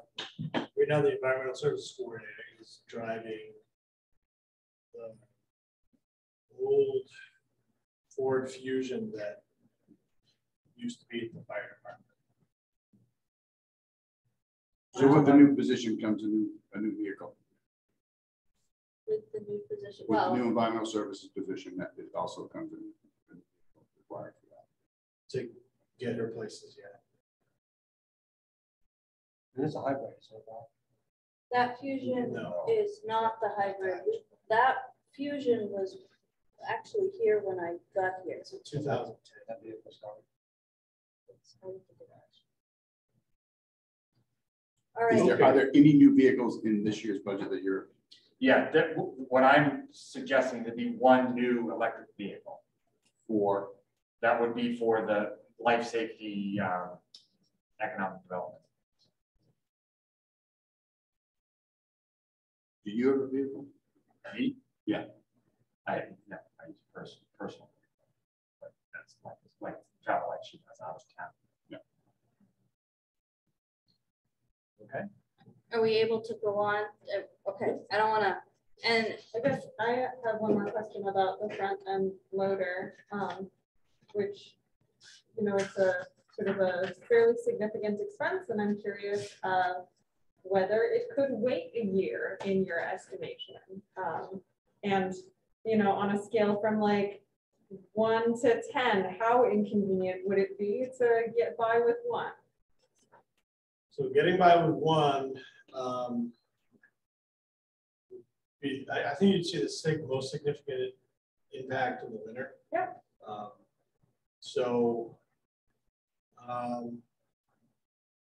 We would, I guess, if we only had one, I'd have to make some changes about that sort of, when all those things at the very end of the storm are happening concurrently. One of the things that we have to add would be going back and forth and loading salt at Kelly Road, which means you got to take the plow off, stop plowing, whatever you were on. So there'd be some level of service issues with that. can I? When But when you talk about you gotta take the plow off, this isn't like taking a plow off a pickup truck. Right? Well, no, I mean, it's on a loader, so you gotta unhook the hoses and all that stuff. Yeah. Yeah. Okay, just to, Yeah, but it's I mean, it's effort, but it also is within the realm of what is doable. So I think it's just important to consider that there's like a fairly real cost trade-off to. Waiting a year might be more expensive next year too. That's certainly possible. So that's a kick in the can. The waiting a year response is like, that doesn't change the need. It moves back future investment, so everything in the 5-year plan has to slide back. So that impact, not investing in that this year and planning for it next year means that everything else that you had in that 5-year plan moves back. Or you have a big bump Right. next year. Yeah. Well, right, but that, when has that ever happened? Yeah. Well, I would argue last year and also this year there are big bumps. So I do think that's something to think about. Can I ask a question on the loading?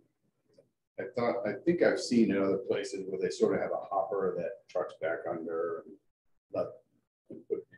is that, I know you've got the barn out there with all the stuff in it, but could it be like some kind of hopper loaded up to that a truck backs into and gets it dumped in? Oh, or is that the issue of getting the plow in that door or something? I don't know.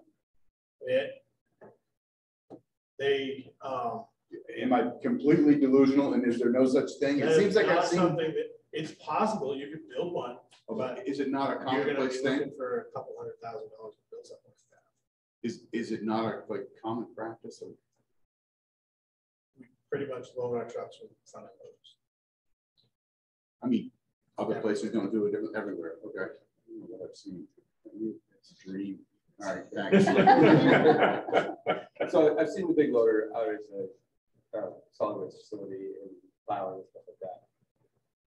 We have, and then we have whacker, which is smaller loader, which is sidewalk size. There's nothing in between in your fleet. We have a case 580 backhoe Okay. that would come into play too. Yeah.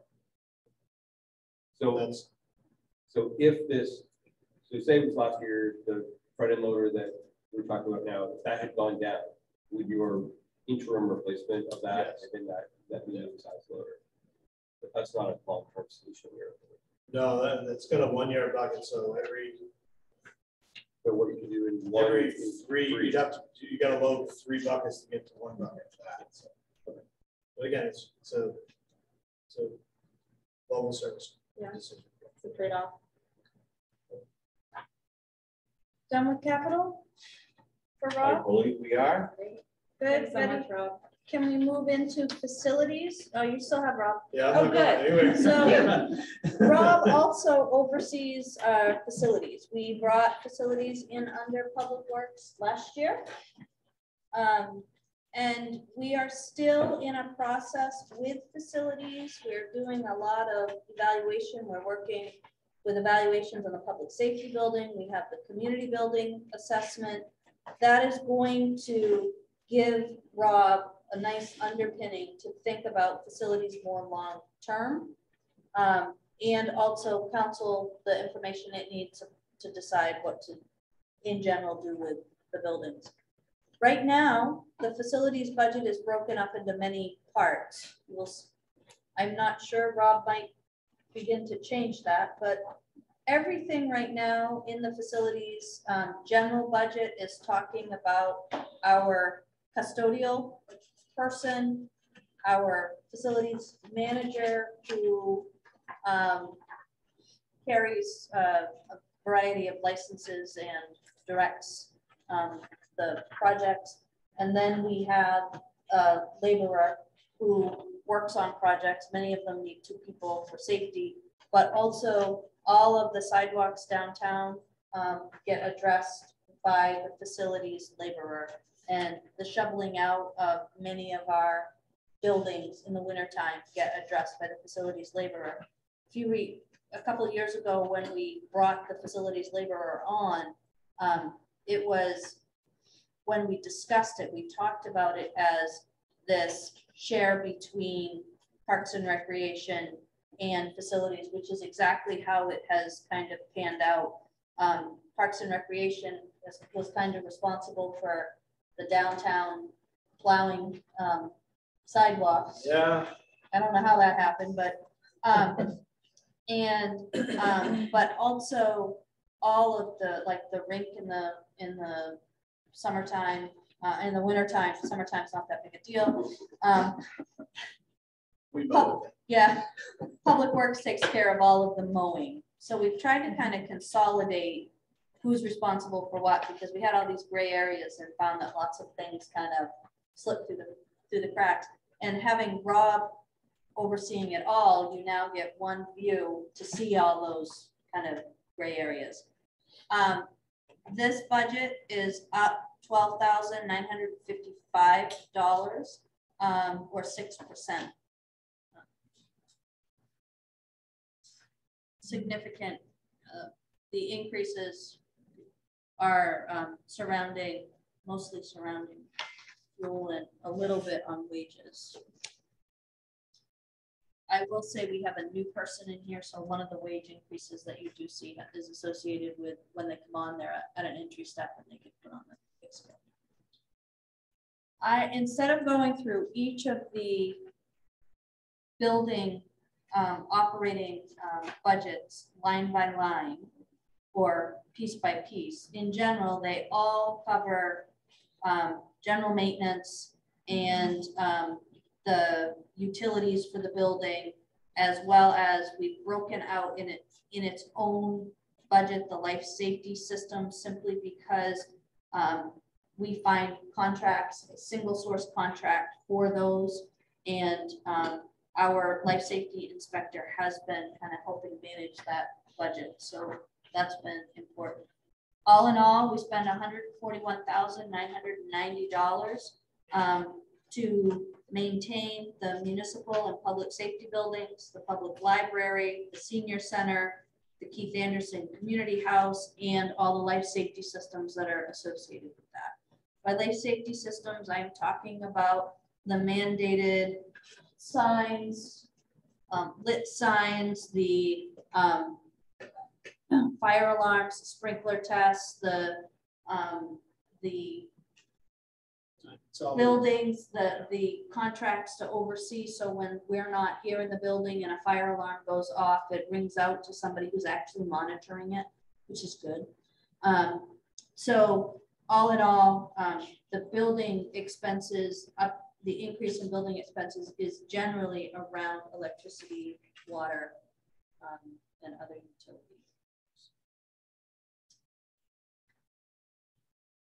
Second question. You're asking if we have questions? I am. Yeah. I am curious. I think this may be wrong section. Let me add. Natural gas is half of electric, at least in some of these buildings. And I'm just curious why that is. Are we not heat? Is it because of AC or something? Like what I wish I knew which facility I was talking about, but 14.7 for natural gas and 28,000 roughly for electricity within one of these buildings, and I can't find it. It sounds like a municipal building. It kind of depends on what kind of system the building has. They're all different. So particularly on this campus, there's one heating system that burns natural gas that heats both here and the public safety building. Which I would think would mean natural gas would be higher than electricity. But then there's electrical. The public safety building is uses a lot of electricity because of their air compressors, the air handlers, and their tank fillers, and they've got a lot of high draw electrical equipment that you might not think about when you're like, well, it's just a building. So the public safety building has a pretty big draw for electrical. It's occupied 24 hours a day. 7 days a week. 365 days a year. Yeah. Okay, thank you. Any other questions on the facilities? Sonia? Yeah, I was curious. I know you just said sort of life safety systems is contract based, but that's the section of this that's certainly seen the biggest increase this year, and increases in those other sections are quite minimal. So I was curious what opportunity there might be for, have we looked at multiple bids from contractors, for example, to try to keep that under control? A 30% increase is fairly dramatic. Well, I think also, yeah, so that was another, there's been some deferred maintenance there too, that hasn't been done, that needs to be done, particularly with the sprinkler systems. Talking with Rob, talking with life safety, there's 5 buildings that need sprinkler repairs that we're budgeting for in this fiscal year. There's 1,000. Keith Anderson Fire Department needs 2,700. The library needs 450 and 375, both at the senior center and here at the town office. So there's planned maintenance that's included in that budget. May not necessarily be there next year. If we can get on track with a regular maintenance program. So that's some of the stuff I'm trying to find out.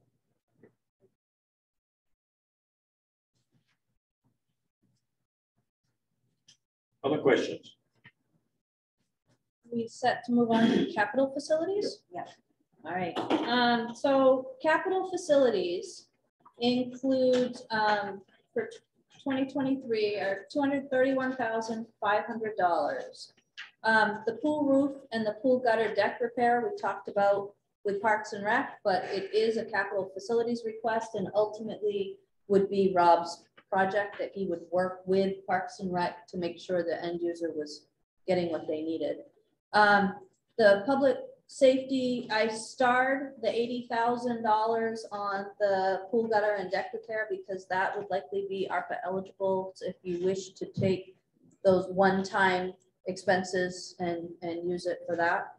The public safety needs assessment, we talked about this when we undertook the assessment and awarded the contract. This is actually, we had a certain amount of money. We broke it over 2 fiscal years. If you want to complete the study, we need another $10,000 as we discussed when we did the initial contract. Public safety repairs, $100,000. That would definitely be ARPA eligible when we bring it out. That is a placeholder. Based on what we know is definitely wrong with the building in terms of air handling, trying to get the heat set up so that, for example, my sergeants and patrol officers are above 52 degrees in the winter time, and my upstairs folks, when they're sleeping, are below 85 degrees, and hopefully pull back some of the other augmenting things we're using to heat and cool, which is not efficient nor particularly ideal. Sophie, if I could just ask you a question on those 2 starred items. So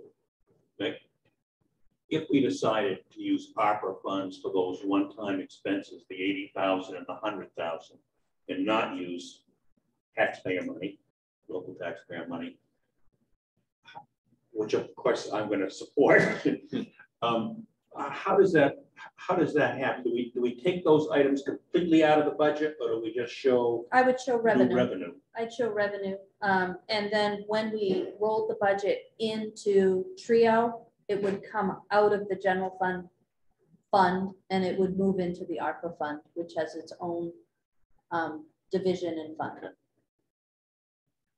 I would like it better if we could take them entirely out of the budget. Well, you can tell me that you want to fund that through the ARPA fund if you want, right. And you just have to approve an ARPA budget. Yeah.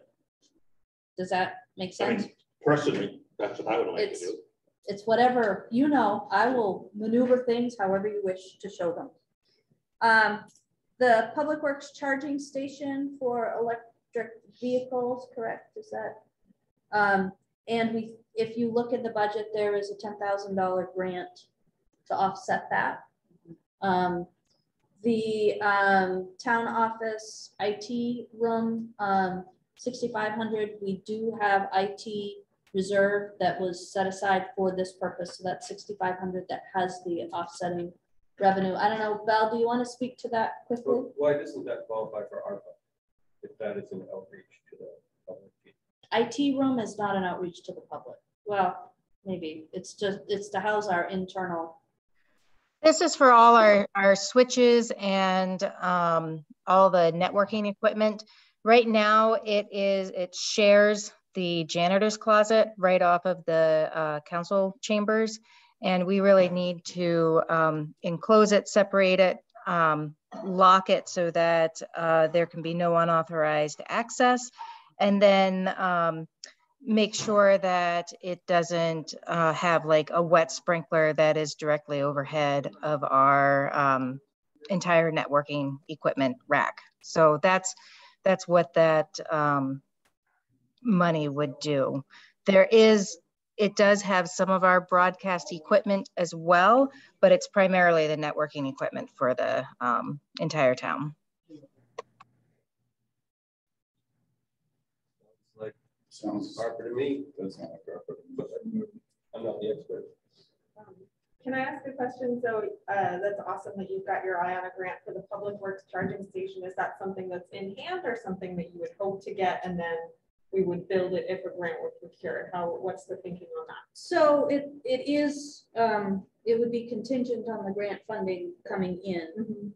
However, that sometimes we throw stuff like that in here, and it's like we did that with Markham Park a couple of years ago when we thought maybe we would invest in a fundraising campaign, and it was let's put it there just in case so we can show the community that it's on our radar screen. But if we don't get it, we don't get it. This $10,000 for electrical vehicle charging to a municipality should be pretty much a slam dunk.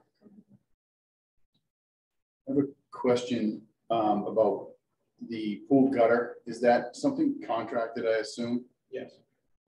Do we have internal resources with that skill set that could do something like that? To replace the pool gutter? Yeah. No, we'd still need a licensed plumber to do a lot of that smaller stuff, but so we're gonna, we would tear the old gutters out and replace them with new gutters. There's a pool liner there. We don't have expertise in pools. It's not concrete. Is it stainless steel? We would probably, that includes funds to do that too. But we would probably pour the concrete. The contract would be with a pool company to replace the gutter. Public Works would do everything around that. There are funds in there to help support that. And I was thinking the gutter itself might be concrete, but it's not. Is it? It's stainless No, it's steel. a stainless steel surround, and it's got welded seams, and the seams are starting to fail. So we're gonna go ahead and do the demo. They're gonna put the new gutters in, plumb it all in, and then we'll pour the concrete around. So to answer your question, yes. But no. In part. That's how we do a lot of projects. You know, if we have the ability to do some parts of the project in-house, we do. And then we contract out the stuff that's a little bit more technical for us. Or the stuff that we want to have a warranty on. And the stuff you want to have a warranty on. And that piece of what they'd be doing is 80,000 already. No, that's everything. That includes the contract for the gutters, the cost to replace the concrete, the demo that so materials for us to do some of it, the contract to do the gutters. Oh, okay. All in. Gotcha. Yeah. Thanks. I know we have some talented people on public works, so I just want to. Nice to hear. Sure, we're using your talent. And I apologize, I zoned out for a minute when you were saying what the public safety repairs were. Could somebody very quickly summarize what that So we're in the middle of a needs assessment. We have an architect and an engineering firm looking at major problems in terms of HVAC, heating, cooling, as well as spacing issues. Unfortunately, over time, just like plow trucks get bigger, equipment gets bigger and has different needs. So we're trying to kind of figure out how we can best utilize that space. But the repairs piece are the heating system, the cooling system, the major systems within the building, including the exhaust system for the trucks that sit right underneath our dormitory and that kind of stuff. How old is that building? 1996. 96. Time flies, doesn't it? It does. It does. Feels like a new building. I think of it as a new building. Well, I was paying for it till just recently, so I was thinking that way too until the system started to fail. Council chamber upgrade. We're gonna come in with the Zoom room, which is gonna require us to do a lot of refitting, reforming. It's a good time to repaint, get the window treatments to actually work better with cameras. These ones are not good for that. Just basic, this is the way it's been since 1996 when this got put in. The energy efficiency audits, there's 10,000. I need to look in the budget again. My sense is that there should be a $10,000 offsetting grant. When I quickly looked, I don't know if maybe that either co-opted someplace else or community efficiency, I mean, a resiliency grant. That's is going to cover some of that's that. why I think Okay. I just, Yeah. so there might be a reduction that we'll talk about next time. Right. Questions about capital facilities? Can you say just a little bit more about why upgrading this room is necessary? So we have an entire, I mean, you priced it out. So when the Zoom room comes in, we're gonna open up all sorts of holes in this room. And so we're gonna need to come in, it makes sense to repaint at that time. I think one of the bigger costs is changing out the window treatments. Yep. If you look at them, they look great the way they are right now, but they are, yeah, they're very, and with cameras and our reliance now on cameras, that type of a window treatment is not ideal. It's something that you can pull that would block the glare is more of what we're kind of looking for this building. I don't know if you want to go into further. It's council space, you can do what you wish. Eventually But we'll be back on the diets. yeah. I remember hearing that council had approved sort of the purchase of this Zoom room kind of thing, which is before I was on it.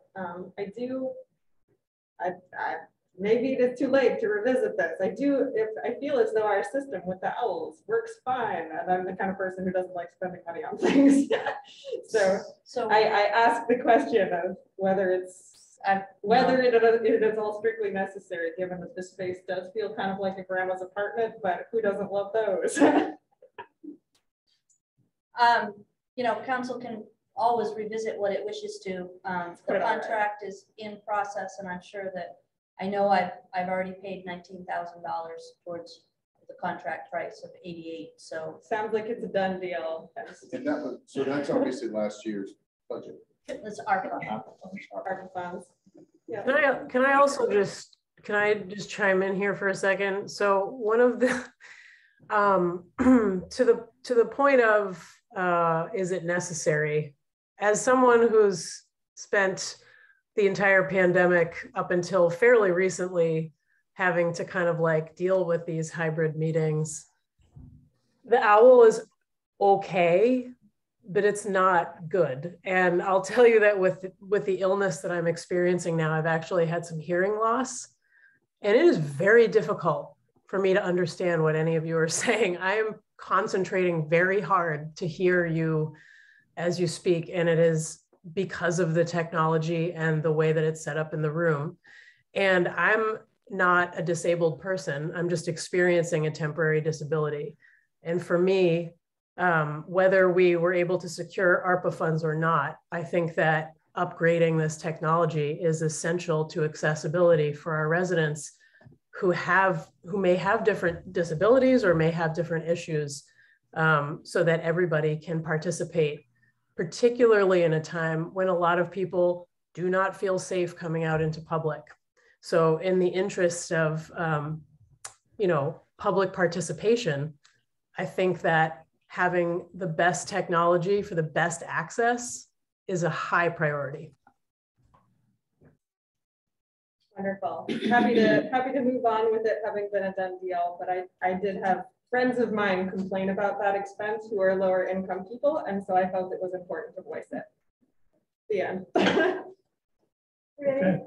If we want to move on to WPCF.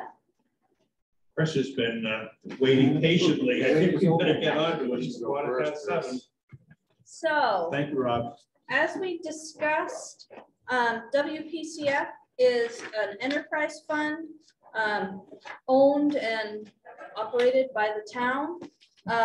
It has a wastewater collection system that has 23 miles of pipe or collection infrastructure, 500 manholes, 4 pump stations, a wastewater treatment plant that is permitted to treat 1.84 million gallons a day, secondary activated sludge, ultraviolet light for disinfection, sludge disposal, and combined sewer overflow infrastructure.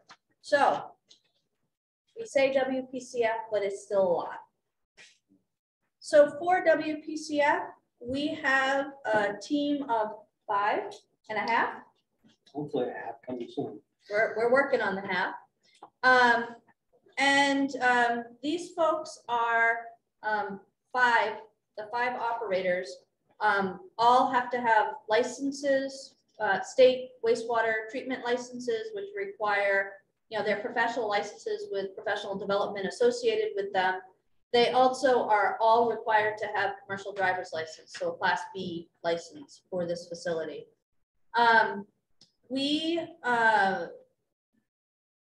Before we go to personnel costs, revenue, because I've tried to teach you to look at revenue first.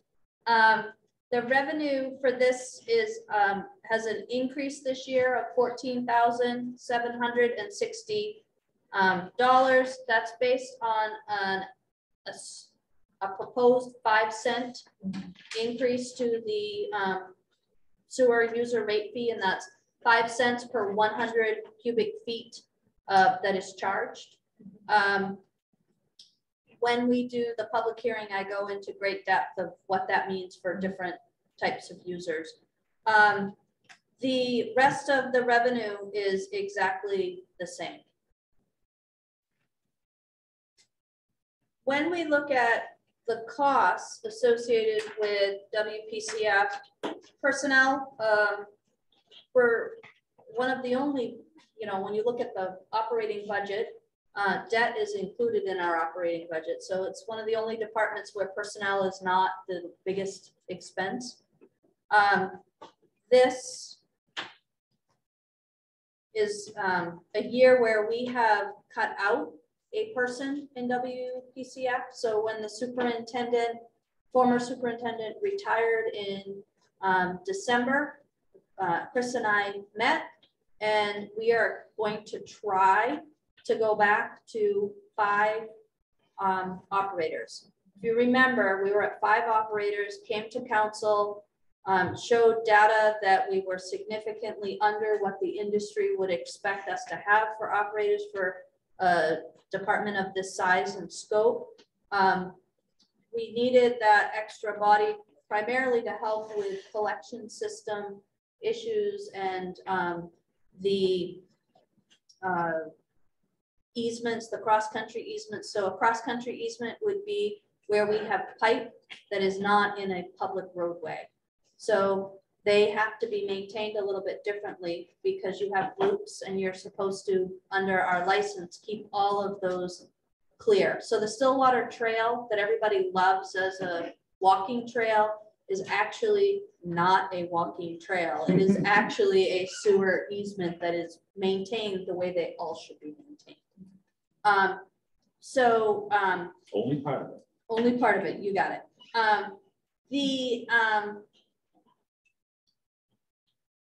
What we are doing instead is we're gonna try with 5 in our planning, and also reaching out to Rob in a very planned way to see if we have easement projects that come up, can we kind of pull from that. So this is kind of a work in progress. And part of the reason why we're trying the reduction of a person, there are 2 reasons for that.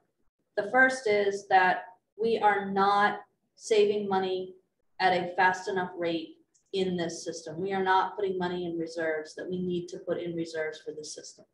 So that's the first. The second reason is, while we've talked a lot about us being under competitive or under market in what we pay people, WPCF is considerably off that market to a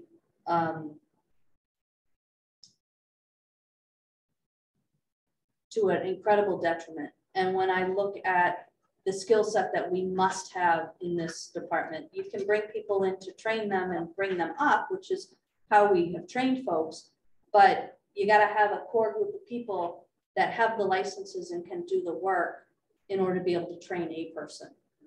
So we're really focusing here on trying to get them onto a market scale. To give you a sense, we're trying to bring an operator in. Our going rate to bring an operator in right now is about $18 an hour. Had a candidate that looked pretty good, actually had a license, which would bring that up to like $19.25, and said, no way, I won't go anywhere for less than 24. And we're like, well, that's an out-of-state rate. And then we started to do some research, and that is not an out-of-state entry-level rate for WPC. So I want to protect the incredible people that we have, but I also want to be able to recruit new people in. So it seemed better to be able to maintain a high skill level with the people that we have and the new people we bring in, and try to shoulder some of what we would lose by bringing in bringing in that 6th person. I don't know if I just made any sense, but so that's personnel costs. Our debt, long-term debt that has been refinanced, and we got some savings in WPCF, but we are our annual debt payment is about $620,000. Our annual depreciation hovers in that $600,000 range.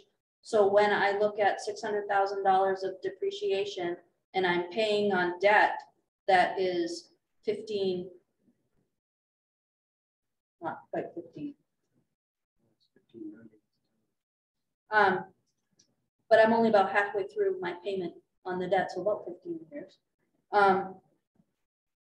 And I am putting away into future reserves $20,000 a year. That just does not add up from a business standpoint to be able to maintain the department.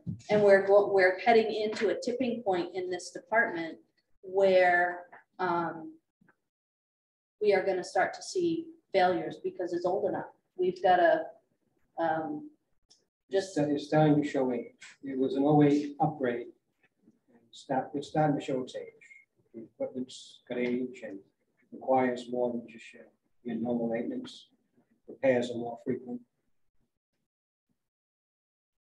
You had talked about the state changing requirements for ultraviolet. Oh, I'm sorry. You had talked a few meetings ago. Disinfection. Yeah.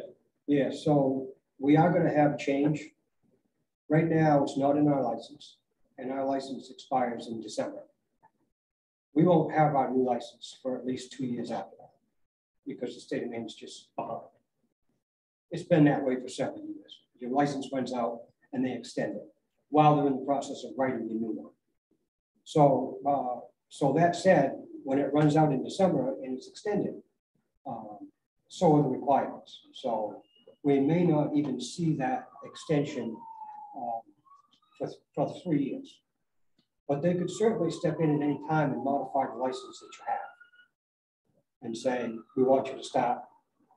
They haven't done it this year, so they probably won't, but they very well could do it next year. So, you know, we're not done with your license yet, but we want you to start to extend it to some next year. I don't anticipate them doing that, but they could. The other thing that happens in Orono that might be a little bit different than other places is if Chris were having conversation with his inspector or colleagues, other superintendents, and it was like, wait, we really should be doing this before the license changes, then we would likely start that as a best practice. The quality of what goes out into the river is the #1 goal at the treatment plant. So just because the license hasn't required it yet, we might start doing it anyway. When we look at the WPCF budget, you see some huge jumps in some places. One of them is in chemicals. I think Chris briefly touched on this at a finance committee meeting, but we use we use lots of different chemicals for the testing and things in the lab, which we have to do in order to comply with our state license. We have a whole lab that has to test every day, some portions. The big price driver in the chemicals here is sodium bicarb, which helps us deal with pH, which again is a license limit. We had been taking those, the powder form is by far most cost effective and practical. It takes an extra couple steps, but it is better in the long run. Cheaper too, over time, much cheaper. But we would take pellets at a time, and #1, the cost of bicarb is going up as most commodities are. And #2, the cost of that delivery is sky high. So we're looking at internally how we can manage fewer trips, storage on site, but you gotta have some considerations when you're thinking about storing things on site. But that 7,000 is what we are thinking we're gonna need for the coming year. Are we doing any COVID testing at our wastewater treatment? We supply samples to the university. Okay, and the university. We don't do it ourselves. And they've been doing that for quite some time. They've been doing that since mid-2020. Yeah. They were one of the first ones in the state to be doing it. Right. I didn't know how that process was working. Was it us that was doing it? Or would they? They do. They collect samples from us, and they also collect samples separately from the campus system before it mixes with the owner system. Right. So they can get they can see what's going on in campus separately. Okay. Versus the community as a whole. Yeah. So we are also perpetually dealing with things going down the system into the collection system that don't belong there. If you see anything that says it's a flushable wipe, they're lying. It does not exist. There is no wipe, nothing except for the paper. 3 keys. Yeah, I'll leave it for you.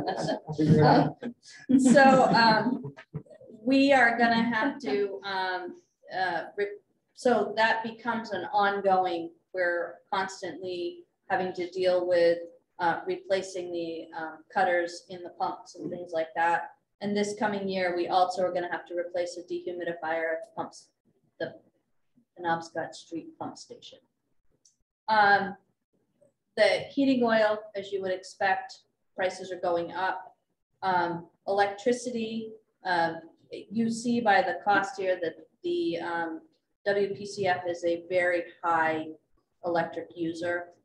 They have done projects over time to help reduce that, heat exchangers, stuff like that. When you're dealing with aeration, which is blowing air into gray water, you use a lot of electricity for that. The other major gasoline we've already talked about, they get it from the same pump Rob does. The big increase in this line is sludge disposal. And do you want to talk just a little bit about that and how we might be we're still looking at it? Yeah, so there are several things that are affecting the cost to dispose of sludge at Juniper Ridge landfill. The biggest one is this PFAS issue that the state's dealing with.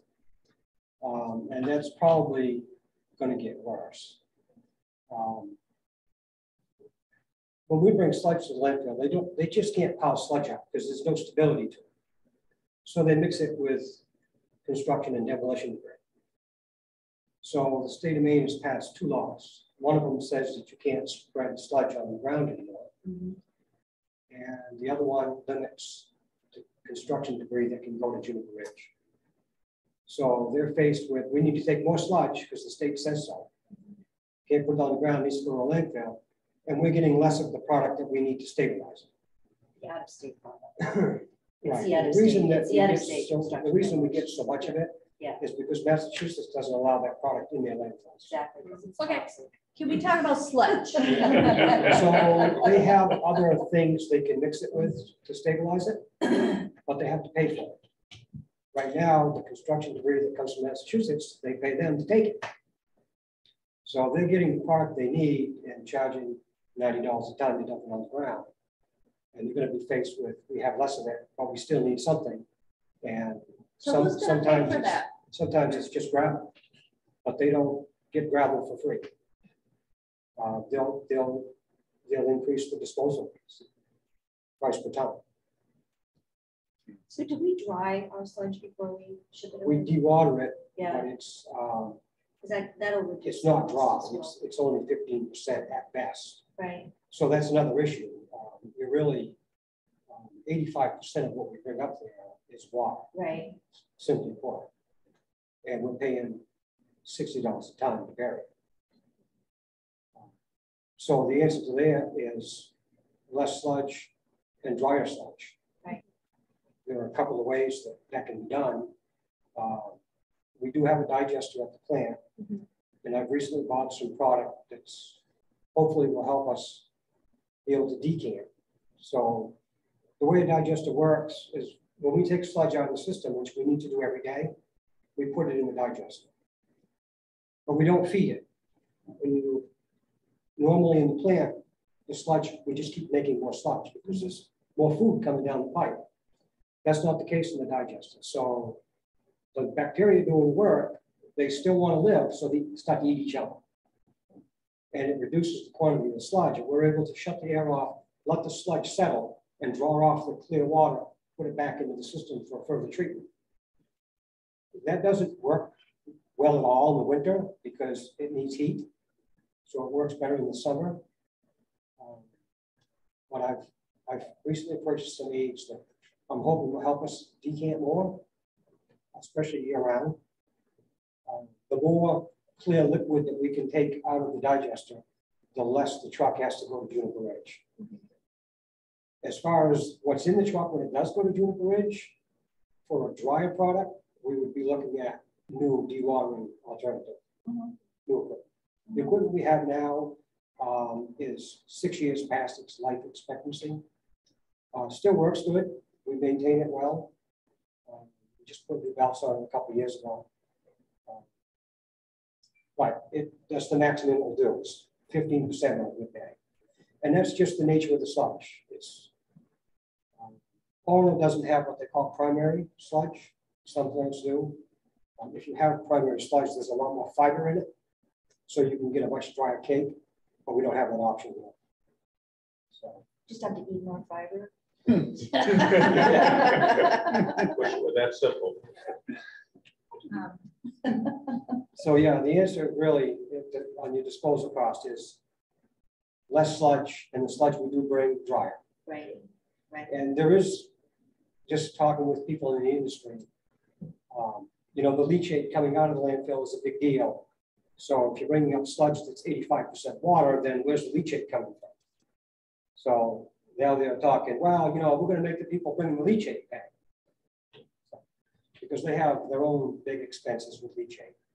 They've been required to test, and they bring it to the mill, train plant, and it's in the effluents going in the river.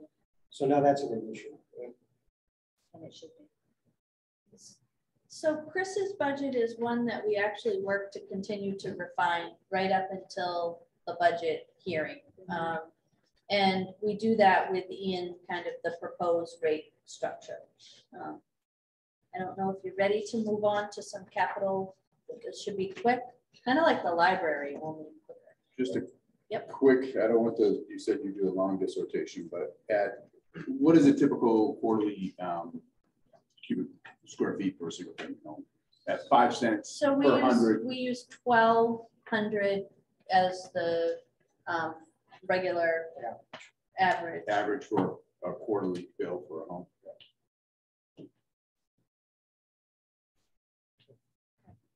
So the WPCF has had a very aggressive construction infrastructure program for the last 20 years, 15, 20 years. And that was mostly aimed because we had significant combined sewer overflows. And it's been addressing, trying to get the cracks out of the newer pipe in the ground, lining pipe, that kind of stuff. We are trying to take a pause on that infrastructure for a couple of reasons. We've hit a lot of it. And we also have hit a lot of our reserves. Our reserves are dwindling, and you need to maintain a decent level of sewer reserve in case there is an issue in the middle of the year. So if you look, we are suggesting a pretty limited plan for this year. We are looking at replacing 2013 pickup truck. The plan for that truck is actually for it to go to Public Works. Had the 2 trucks that it approved. It got one early this year. We still have 2 in line, which guarantee the lower price. We've gone over the spec with Chris, and Chris thinks he can use that spec, so WPCF will pay that instead of the town. So it leaves us not quite whole with that early purchase because it was a few $1,000s more, but pretty whole. And then Chris's truck, while it is definitely not in the shape we would want it to be in for his application, which is daily moving, pulling the flusher and having a more heavy duty life, it would work very well for facilities, which has a truck that is on its last legs. I think it's parked right now. Yeah, there are no legs left on it. And it was originally in the budget to be replaced. Our thought is there are still a few years left in this truck on light duty. So just to get people where they need to go in small jobs, it seems like a smart way to kind of repurpose that truck. Chemical dry feeder, that's that bicarb that we are looking, right now, Chris puts a couple bags in the morning and a couple bags in the afternoon, or one bag at a time. We spread it out through the day. The bicarb is the process that we use to treat the water. It creates acid, which uses the alkalinity.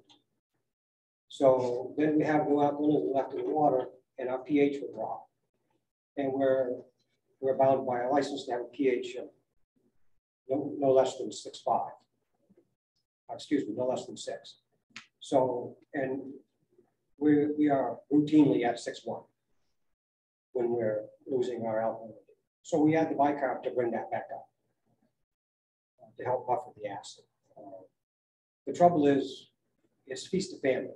We put it in the morning, guys throws a bag in at lunch. But all the tanks have detention time, so it's only gonna be there for a few hours.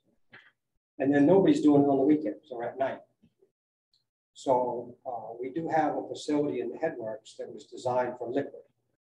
The reason that we don't use it is because we have to buy the liquid in bulk with a truck. And it's like $1,400 for a delivery of 600 gallons. Where I can buy a pallet for $1,000 and fill that tank manually 30 times. So the cost is fractional. The trouble is we don't have the equipment. We just have the tank. We need a mixer. It's a big tank, so it needs a good sized mixer. The mixer has to be explosion proof because that's what the building itself is explosion proof. We're going to need pump. We're going to have to build some type of a little platform for the guys to get up and dump product into the tank, and turn the water on. I don't want them doing it on a step ladder. So, I've looked at what we need and where we can get it, and I'm pretty sure that $10,000 will cover that. And then we can make our own liquid product. And what that will do for us is, number one, a liquid product is much more effective than dumping it in dry. With any chemical that you're adding, it's better to have liquid, and we can do it 24/7, which is best all around for the treatment. It's not just the effluent pH in our license that's a concern. The bacteria that's doing the work for us, they like to be neutral on pH. So when they're down to 6.1, 6.2, they're not working for us as well as they can. So everybody approved the UV lamps that were this year. This is the second bank that we talked about. We one bank after another. This year, we're talking about design for Spencer, design for Spencer Street and miscellaneous sewer repair. I do want to highlight Hillside Road, Hillside Street. Has a situation where one size pipe comes in, it gets very small, and then it kind of gets a little bigger. It's a bottleneck. Two 10-inch pipes merge into a 10-inch pipe. So bad things happen when there's too much sewer for the pipe. So we are at design capacity right now for Park Street. And we need to address that. We are currently in design. This would actually dovetail with a drainage project that Rob has on Hillside that needs attention. It is in the plan for this coming year, 2024, so next coming year. But we are holding some impact fee money, and I have to figure out if we have to give it back. Roger, our lawyer, hasn't been able to tell me yet. If we don't need to give it back, I'm planning to give it back. I'm planning to use it for this, which will help. This would be another place. These two projects are clearly ARPA eligible as well. And then Chris has $20,000 for miscellaneous sewer repair, because you can never go through a year without some kind of small capital project that you haven't planned. That is Chris in a nutshell. Super. Questions? We're all set. So after talking with Tom, we're reworking some of the approach on the implementation of the new pay scales. I have the new pay scales. I have the list of position, and what I'm trying to do, Sonia, is get the numbers correct so you can see what the final proposed pay adjustment is, current wage, and then over the time as well. So it's taken me a little time to finalize that. I have, Tom had asked for some back and forth some different options with the pay scale implementation. So we're working on that. And Leo, you had asked for one single worksheet with the entire budget in it.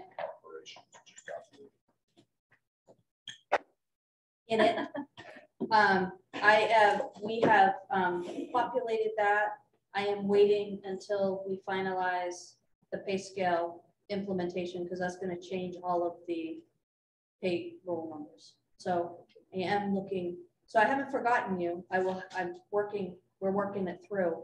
Are there other things that people need as we work through what information requests? One thing that we already have that I'd like to spend a little bit of time Monday talking about is the list that Leo generated on positions.